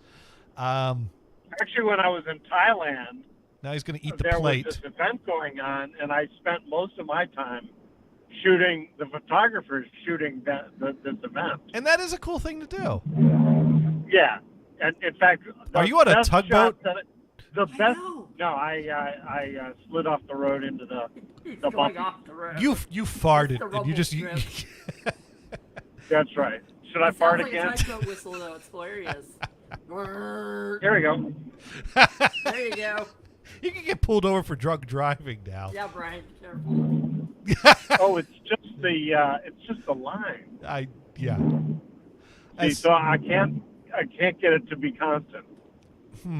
So here's a shot of the beach. It's just a stripe on the edge of the road. Seagull flying around. Yeah, I know. There we go. There we go. They call it the rumble. The little rumble. The rumble strip. Yeah. It's like a foghorn. Yeah. So I shot the rest of this film at the beach. So you get some nice ocean there. And the waves coming in, the seagulls and all that. Now, Dune thinks that he saw a chicken. But those are actually seagulls, not chickens. So, chicken of the sea. There you go. Chicken of the sea. Oh, fuck. Delray Oaks. I'm going to take a turn that the GPS is not going to like. So I noticed that this. I'll show you the other roll I shot, which is a roll from a batch that expired in '79. And mind you, I developed both these rolls in the same batch of chemicals. So I kind of, and this is where the film got stuck to itself in the Lomo tank, because it's really hard to, the last few loops don't load nicely in the tank, and you get, Oh, that sucks. yeah, but it's just the very end of the film. So these two films, The important part, right? well, that's why I loaded. That's why I load it reverse. I used to load it right out of the cartridge, which starts at the end, so it'd be the beginning of the film that would be at the outside of the tank and get messed up. But usually the end of the film is just using up the rest of the cartridge. So now I spool the cartridge out onto a reel and then spool the reel into the tank. So that way the outer edge where it usually gets messed up is like the leftover film at the end. And I always make sure to just kind of film something stationary and normal and boring at the end of my rolls. Or stupid. Right. Yeah. Well, that also gives me extra film that I can snip off the end to do a test strip if I want to do a test strip to test timing, since I'm dealing with unpredictable expired film. So anyways, after I shot that roll, I reloaded and I shot this roll, which expired in 79, in the same chemicals, same process, same timing and everything. And as you can see, this roll came out a lot more noisy, I mean, so it really makes a difference between expired in 79 and expired in 87. But I showed these, yeah, 8 years, yeah. But I showed these clips to the guy that I got the instructions from, and he said, I don't think it's the storage. It's, you know, they both are showing signs of blistering, one worse than the other. You know, check the pH of your bleach. The temperature, 1 degree Celsius can make a huge difference. You know, and if you have it too cool, you get different artifacts. If you have it too warm, you get blistering. And he believes that this is why Kodak abandoned trying to use this method in their developing methods. Let's see. Music, Music by Chance writes in a real J.J. Abrams you got there. Now, Five Hit Do wanted me to run something back. Hey, run that back. I think that lady did a random head pet as she walked to the cake table. Let's ask this question related to our music guy. Okay. J.J. Abrams, isn't he purely digital? I don't know. Well, I don't know. I'm not sure what his first film was. And you know, because by the time but by the time the prequel Star Wars came out, so I think they were purely digital. So that's our beach house, and now this is the bay. Just sitting on the dock of the bay, watching the tide roll away. Right. Music by Chance writes in, there's a filter for this look, and you can save the mess. Yeah, so here's some waves coming in the bay. Really, the only reason I shot this roll was because I wanted to see if there would be a difference between the 87 roll and the 79 roll so that I could process both rolls at the same time with the same chemicals and compare them. So now that kind of there's a dog swimming in the bay. So now that kind of confirmed that yes, the and there's a guy walking in front of me. Oh, on the highway? I'm in a Safeway parking lot, so he can do that. Walking on the highway. He's not some random idiot. Is there a drive-through nearby? The drive-through. I don't think so. Maybe. There, Taco Bell. I'm going to Safeway. Okay. Okay, and I'm about ready to get out of the car. Part of the reason why I'm doing this now is, I got to pee. Let's see. But I had to get some groceries for the beach house. Now, Music by Chance pointing out that J.J. Abrams did a film called 8mm in analog. So it's Super 8. Oh, yeah, he did? Yeah, he did Super 8. That's right. And I remember when that came out, they made like a Super 8 app for your phone so you could shoot your digital phone movies and make them look like they were Super 8. Oh, yeah. I might even have that app. And or it's old timey or something. Yeah, I had that on. I was using an iPhone at the time, so I don't have that app anymore. But I shot some footage at Alcatraz using that app on my phone. Yeah, that's cool. And, That's cool. And JJ shot Star Wars 7 in 35 millimeter. Oh, okay. And, All right. I'm out of here. All right. Well, thank you. What have you learned? We'll talk to you later. Oh, by the way, hello, Chicago. We didn't say that. Okay. All right. Bye. All right. Yep. All right. Now, that wasn't so bad, Sparky, was it?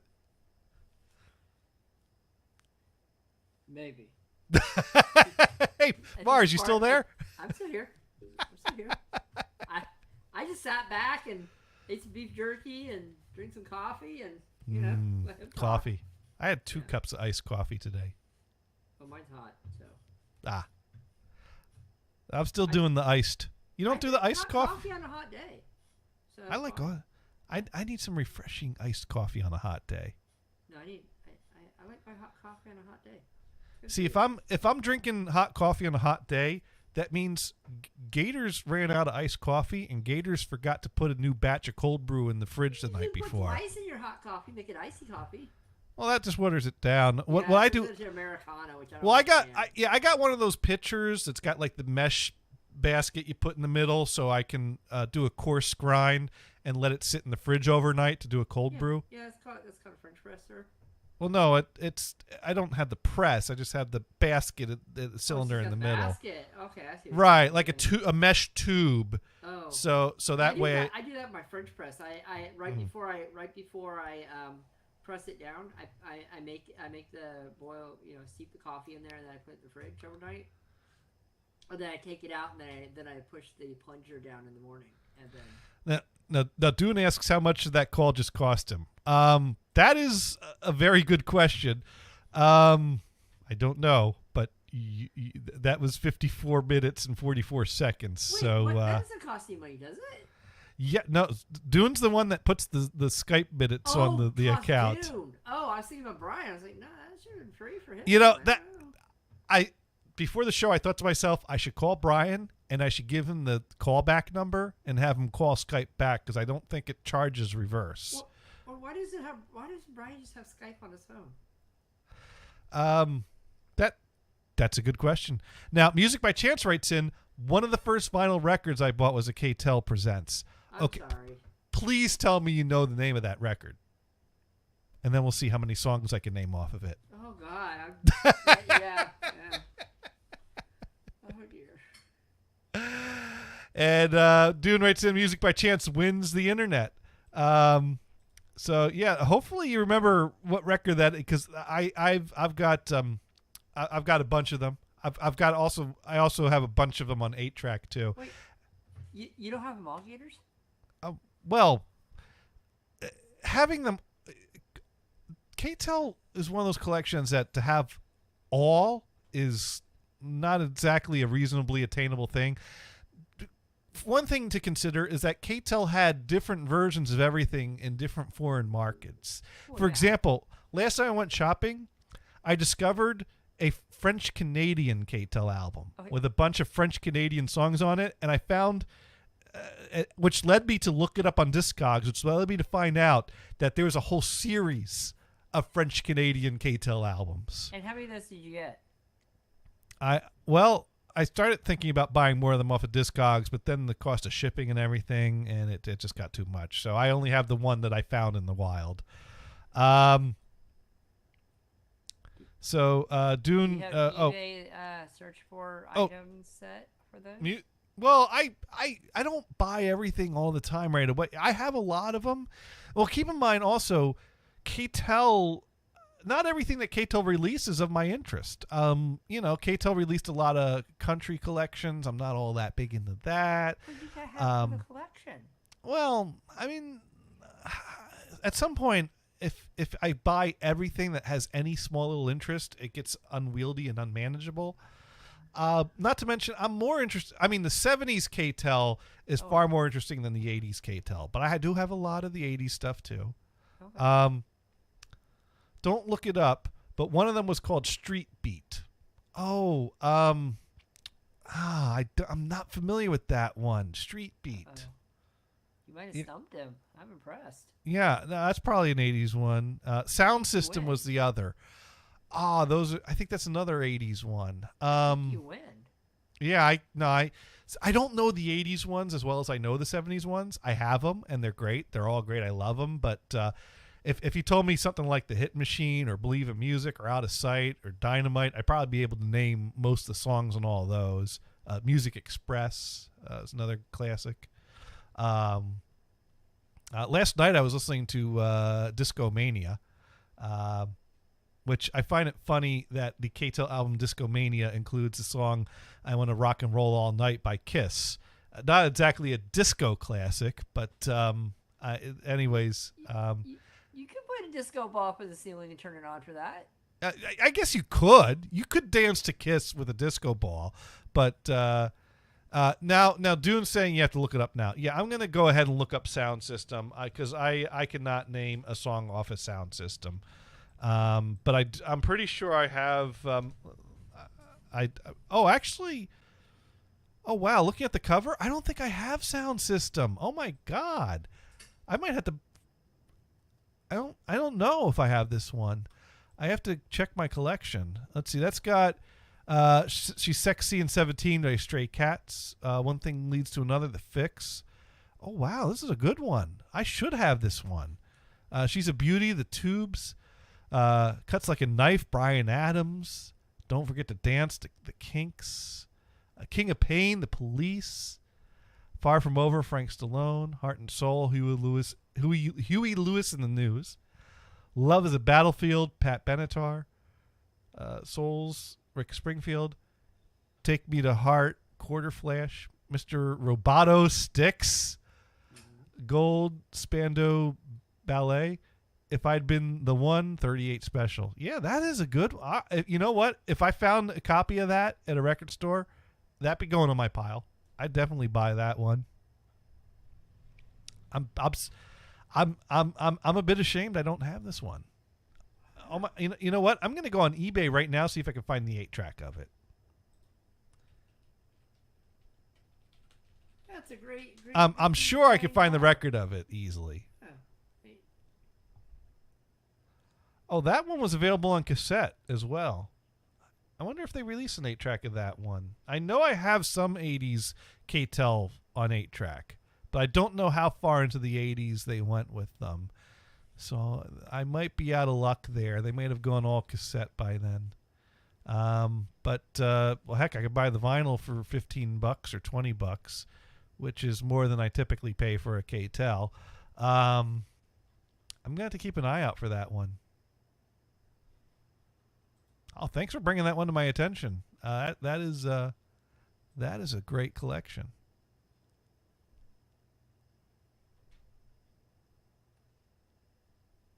But anyways, Mars, what do you think of all those songs? Oh, they're good songs. They're 80s. I love 80s. You like it better than The Residents? Yes. And of course I had to play this earlier when Dune brought up why he can't take me seriously when I start talking about Steve Guttenberg, the audiophiliac. Okay, that's enough of that.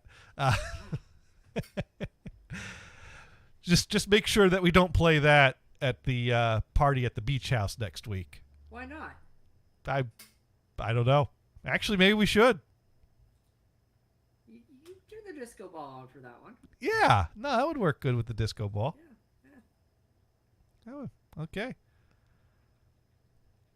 5 Dune writes in dancing, sir. Mostly dancing. And Hestia is here again, looking for treats. For more treats? It's not time yet. You still have some time. Usually Hestia doesn't come in here while I'm talking in my normal voice. My normal voice is scary.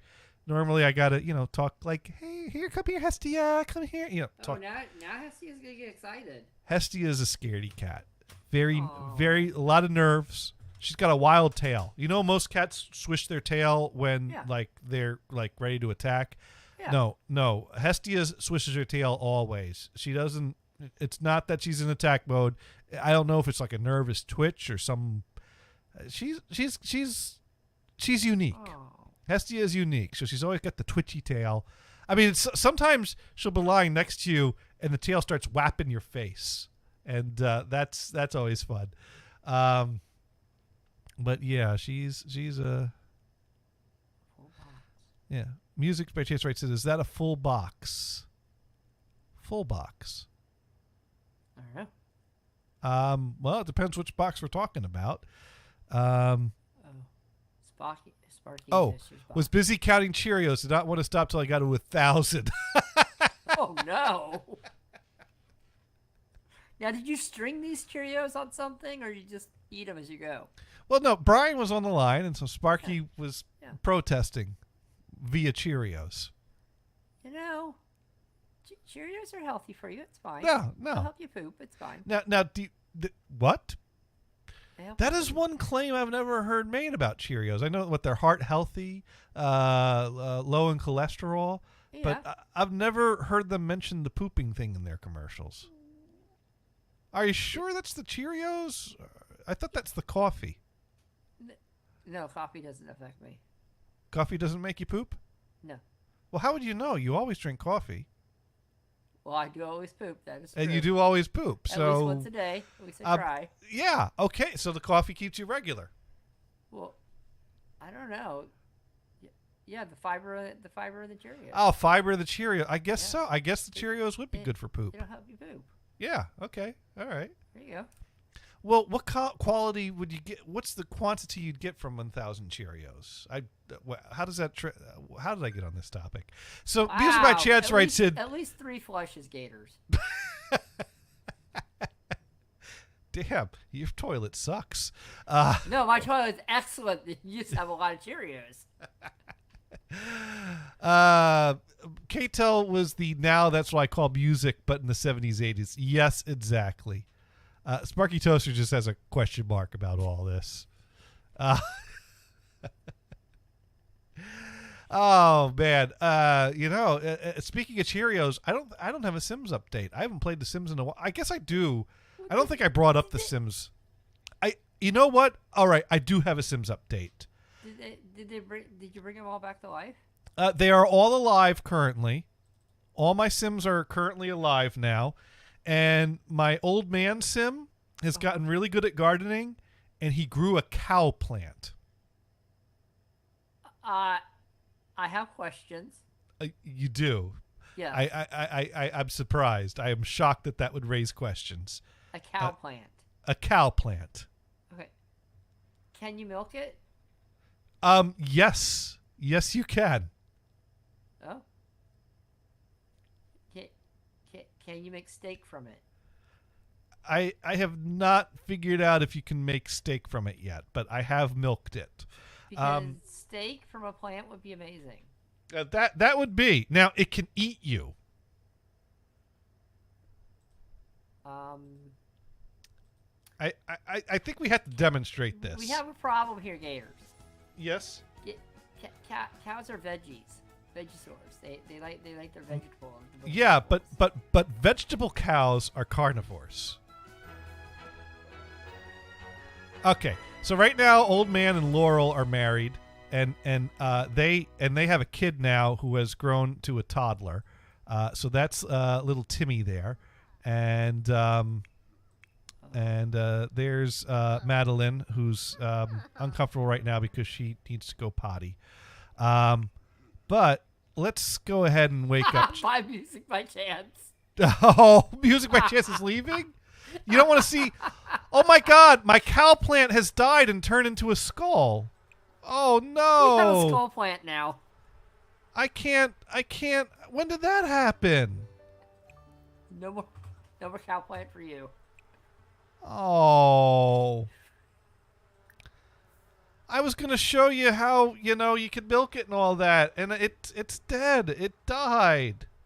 Oh, man. Well, apparently you guy isn't that good a gardener. Well, Old Man just had a kid, so they've been a little bit busy tending to the kids. That old? That's pretty good. Well, Laurel's young enough that apparently, if you have 2 senior citizens, they can't have a. I don't think 2 senior citizens can have a baby, but 1 senior and 1 normal aged adult can have a baby. So yes, old man Chester here has impregnated Laurel, and and she gave birth to Timmy. So he's I didn't put those clothes on him. How did he get that? That's an interesting look. So anyways, he's tending to garden, but I don't think there's any hope for our dead cow plant, which is too bad. But I also got him a beehive to maintain so he can get some honey. And so here, one of the things you can do is bond with the bees. So I'm going to go have him do a little bee bonding right now. And then we'll wrap up the show. So did we lose music by chance? Maybe. It's not anything. All right, yeah, just got to run. Well, thank you for joining us, Music by Chance. And so let's go see. He's going to come here and bond with the bees, which is the way that you can, so sometimes this goes good and sometimes this doesn't.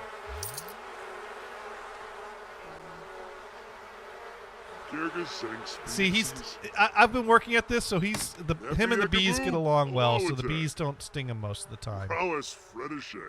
But sometimes the bees can be in bad. Collect swarm. Let's see what I can do with this. I think if you get a good bonding with the bees, you can collect them as a swarm and then use them to do things. I'm not sure what though. Okay. Can they go out and get your groceries for you, or what do you have your bees do? I don't know. Well, he's got the swarm on him, and now he's walking around. So I don't know what he's going to do with that. Is he like King Bee or something now? Cheer up self with bees. Okay. Oh. So now he's in the house with a swarm of bees around him. Oh. So now he basically is carrying. How many bees like Laurel? He is carrying a swarm of bees, is what he's doing. Oh. And one of the options I saw there was attack, but that disappeared. So I don't know how to do that now. And I don't know if we want to, and we don't want to attack our housemates. I guess we could attack the kid. No, probably that's not. Mean. That would be mean. We won't. Poor Timmy, you're gonna need another Timmy. We're gonna need a new Timmy. Let's see if we could. No.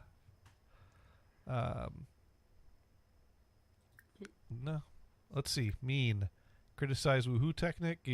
Give mean gift. Give the cold shoulder. Go away. Insult. Yell at. Nah. Okay, so I don't know what I could do with the bees now. I thought they were supposed to entertain you. Well, they did, but then after that, okay, they're back in the. Oh no, collect swarm is grayed out. The bee box has already been collected. Give the bees time to recover. Okay, so you can only do that so much. Oh, the stereo broke. So, anyways, that's the latest. No quads for you. Yeah, we'll have to fix it. Anyways, I'm not going to save. I'm going to just exit now. So that's the latest going on there. I have a dead cow plant. I'm sorry your cow plant died. No more milk. Yeah. I'll have to get a new cow seed and plant a new one. But at some point, the cow plant will have stick its tongue out and has like a cake, a slice of cake on the end of its tongue, which is basically bait to catch humans with. And so it will eat you, and then it will absorb some of your energy and spit you back out.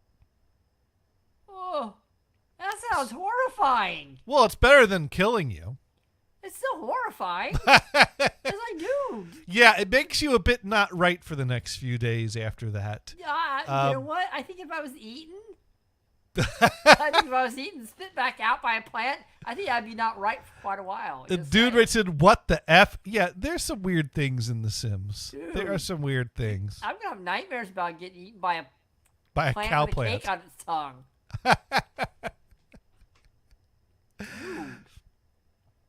Yeah, that's the weird thing. Growing death flowers and catching angelfish and buying a potion of youth and using them to cook an ambrosia that brings a ghost that's living in your house back to life, that's perfectly fine.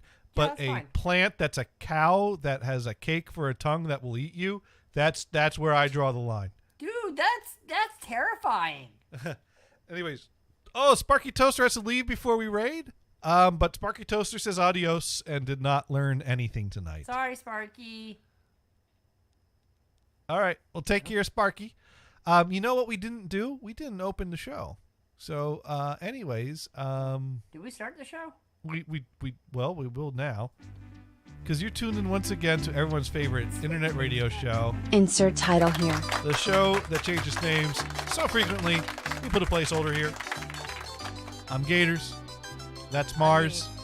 And we're here to talk about Bleach. So anyways, the point about the whole Bleach thing was, I don't know if I ever finished that. So yeah, I'm getting the blistering. I got to fine tune it some more. And really, once I run out of this stuff, I need to buy more poisonous stuff. So yeah, I didn't realize how complicated this was how much I was gonna get sucked into this. Yeah. But you know what? I'm wondering if I even want to, because now how complicated this is getting, I could buy new color film, and the color developing process is actually simpler than the black and white reversal developing process, and the results are better. You have to buy color sage Bleach for that one, right? Right. Well, there actually is modern Ektachrome film uses a E6 developing process, and there's a kit you can buy for like $40 that makes a 3-bath developing process. So it's basically you mix up 3 bottles of chemicals, and you have to maintain the temperature, which you could do easily with a water bath and a sous vide machine that maintains that temperature of the water bath. And you just pour the chemicals in for the right time, one by one, and you buy new film, so it's you don't have to deal with inconsistencies of that. The only problem is that it's like $40 for a roll of film. So $40 for a 3-minute 20-second movie is a steep price. Whereas I've been buying all this expired stuff that I can develop in black and white with mixed results, and that's like $10 a roll. So that's a little more palatable. But as you can see, it's difficult to get a decent picture, and it's only black and white. Although, You just need to perfect it. yeah. So I don't know. I do want to play with it some more. But then the other problem is if I buy the new film, the old family camera light sensor is broken, so it comes out overexposed. So I'd have to use my my other camera for that if I wanted it to come out good. But the guy that came up with the process I've been following, which really he didn't come up with it, he just researched it, tried different things, and fine-tuned the process based off of years of film developing technique and technologies. But he really fine-tuned it. His name is Adrian. He actually did something really cool I want to end the show with and show off, because he's got a YouTube channel, and one of the things he did that goes beyond anything that I'm doing with this stuff is he actually developed a roll of Kodachrome 40 in color. Mind you, they don't. Ted Turner thing? They don't. No, he did it. Well, Kodachrome is a color film. It's just that they discontinued the process, so no labs process it anymore, and I don't think they make all the chemicals that are needed to do a proper Kodachrome color development anymore, because Kodachrome was a very complicated developing process. So if I come here and if I share my screen here, this here is a video on Adrian Cousin's YouTube channel, and this here is a test roll he did of a roll of K40 that he processed in color.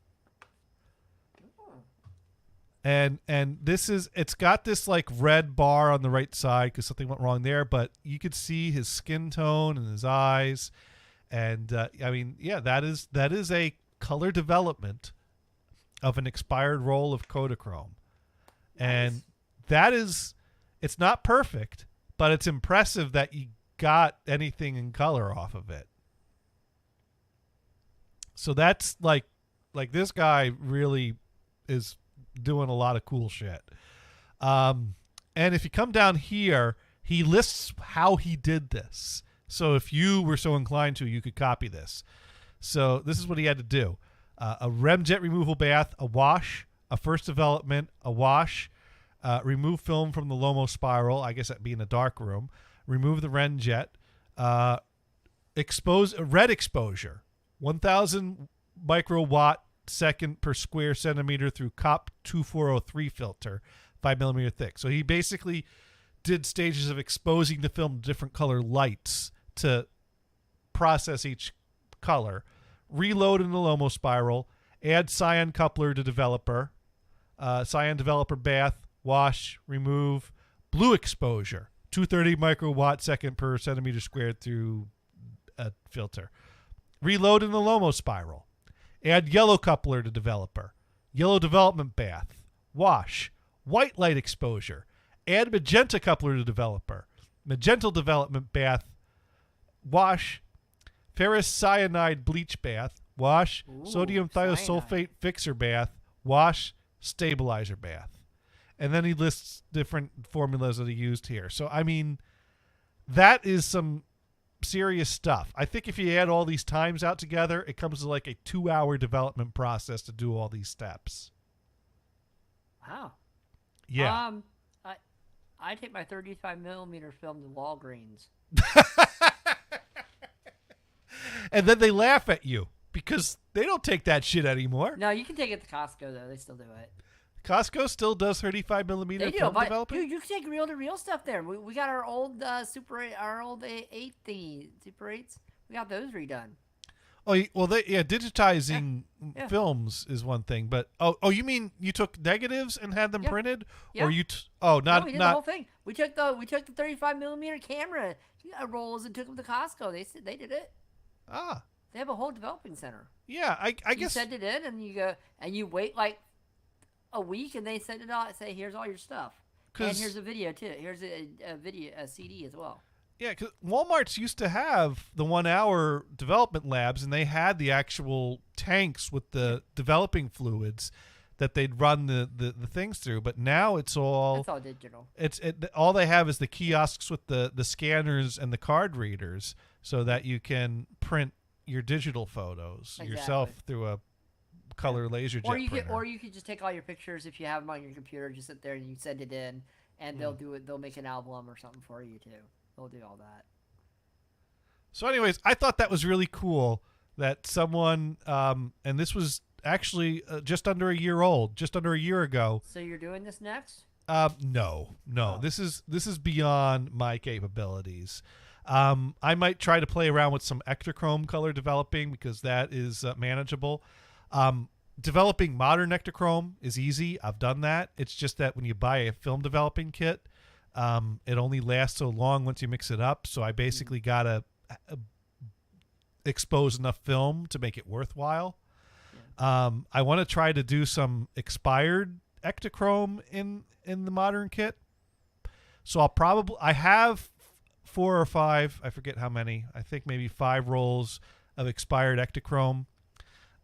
It's not really meant to be exposed with the modern Ektachrome kit, but it will work. My first experiment was a failure, but I think that was because my chemicals expired. So between those 5 rolls, I'll probably buy another 5 rolls of new Ektachrome, shoot all that film, and once I have 10 rolls of Ektachrome ready, I'll buy a kit and do them all. But I'm not going to shoot 10 rolls right away, so I've got to do that over the course of the next few years. So that's a little I like instant gratification, so that's going to be a struggle for me to have these the rolls. Polaroids where you take the snapshot and shake the film. That's instant. I have modern Polaroid film sitting in my fridge. I've not found an excuse to pull that out and use it though.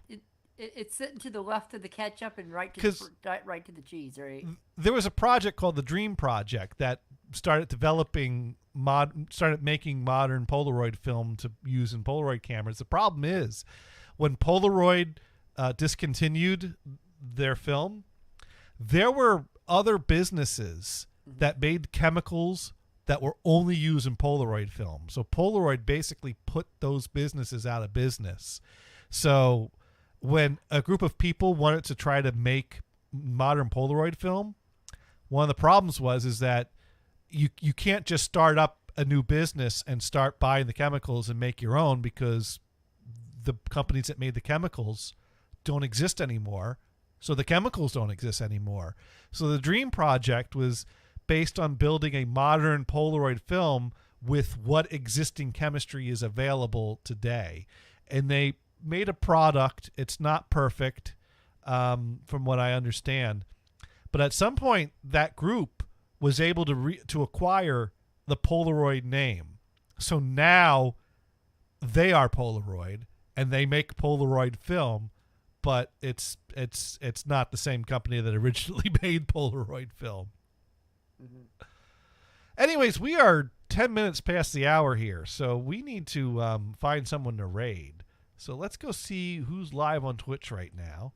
And it looks like we've got, let's see, Lane Robles? Who's that? I haven't seen that one in a while. Or I don't know. Shark Muffin, Moz, Stop Sign Cam. No. Let's see who Lane Robles is. Oh, that's someone that's singing. This must have been a Dune find, or a Twitch find. I don't remember who this is. I don't know if I even remember following this account. So we're going to go ahead and raid her. Cool. All right. So before we do that, though, we do want to try to be educational here. So let's go ahead and bring up our theme again. Because this, once again, has been another edition of Insert title here. And we hope we've been educational. So Mars, what have you learned this week? I've learned that Brian will not jump off any airports with his car. And I've learned that Brian's farts sound a lot like a rumble strip. Wow. That party house is going to be rocking that way. Yeah. I also Man. learned that all it takes is the vague promise of a party to get Dune to go out to your house with his scaffold and build a vaulted roof for you, a vaulted Nice. ceiling for you. Nice. That is. See, haters, you're doing it wrong. You just say you have a party and it'll help you feel your Hey, I'm gonna have a party here. I just need a vaulted wall. a vaulted wall. Bring your scaffold, set it up sideways. Oh, There there you it is. go. You could do that, right? Anyways, we're going to go ahead and send you over to Lane Robles. And Dune writes in, Ote, Brian can interrupt and drive at the same time. I think that's what he learned. Yeah. Brian can multitask. Yeah. So, all right, let me go ahead and type in my raid command, and we will see you. And Dune writes in, sorry, it's true. It is absolutely true. And that's okay, because we like Brian. But I think I made the right call talking about mole fidelity before I called him, because then I didn't have anything left to say about it. Oh. All right. There you go. Good night. Good night. Hessia, time for treats. Oh, she went to be right back. Right. Oh, no. You already started the raid, huh? She was singing when Yeah. I checked the channel, and now she's be right. She must have just finished a song. Yeah. Oh, Press oh, body or drink water. oh. Well, okay. Well, that's okay. Anyways, I'll catch you next week. Okay, night. All right, night.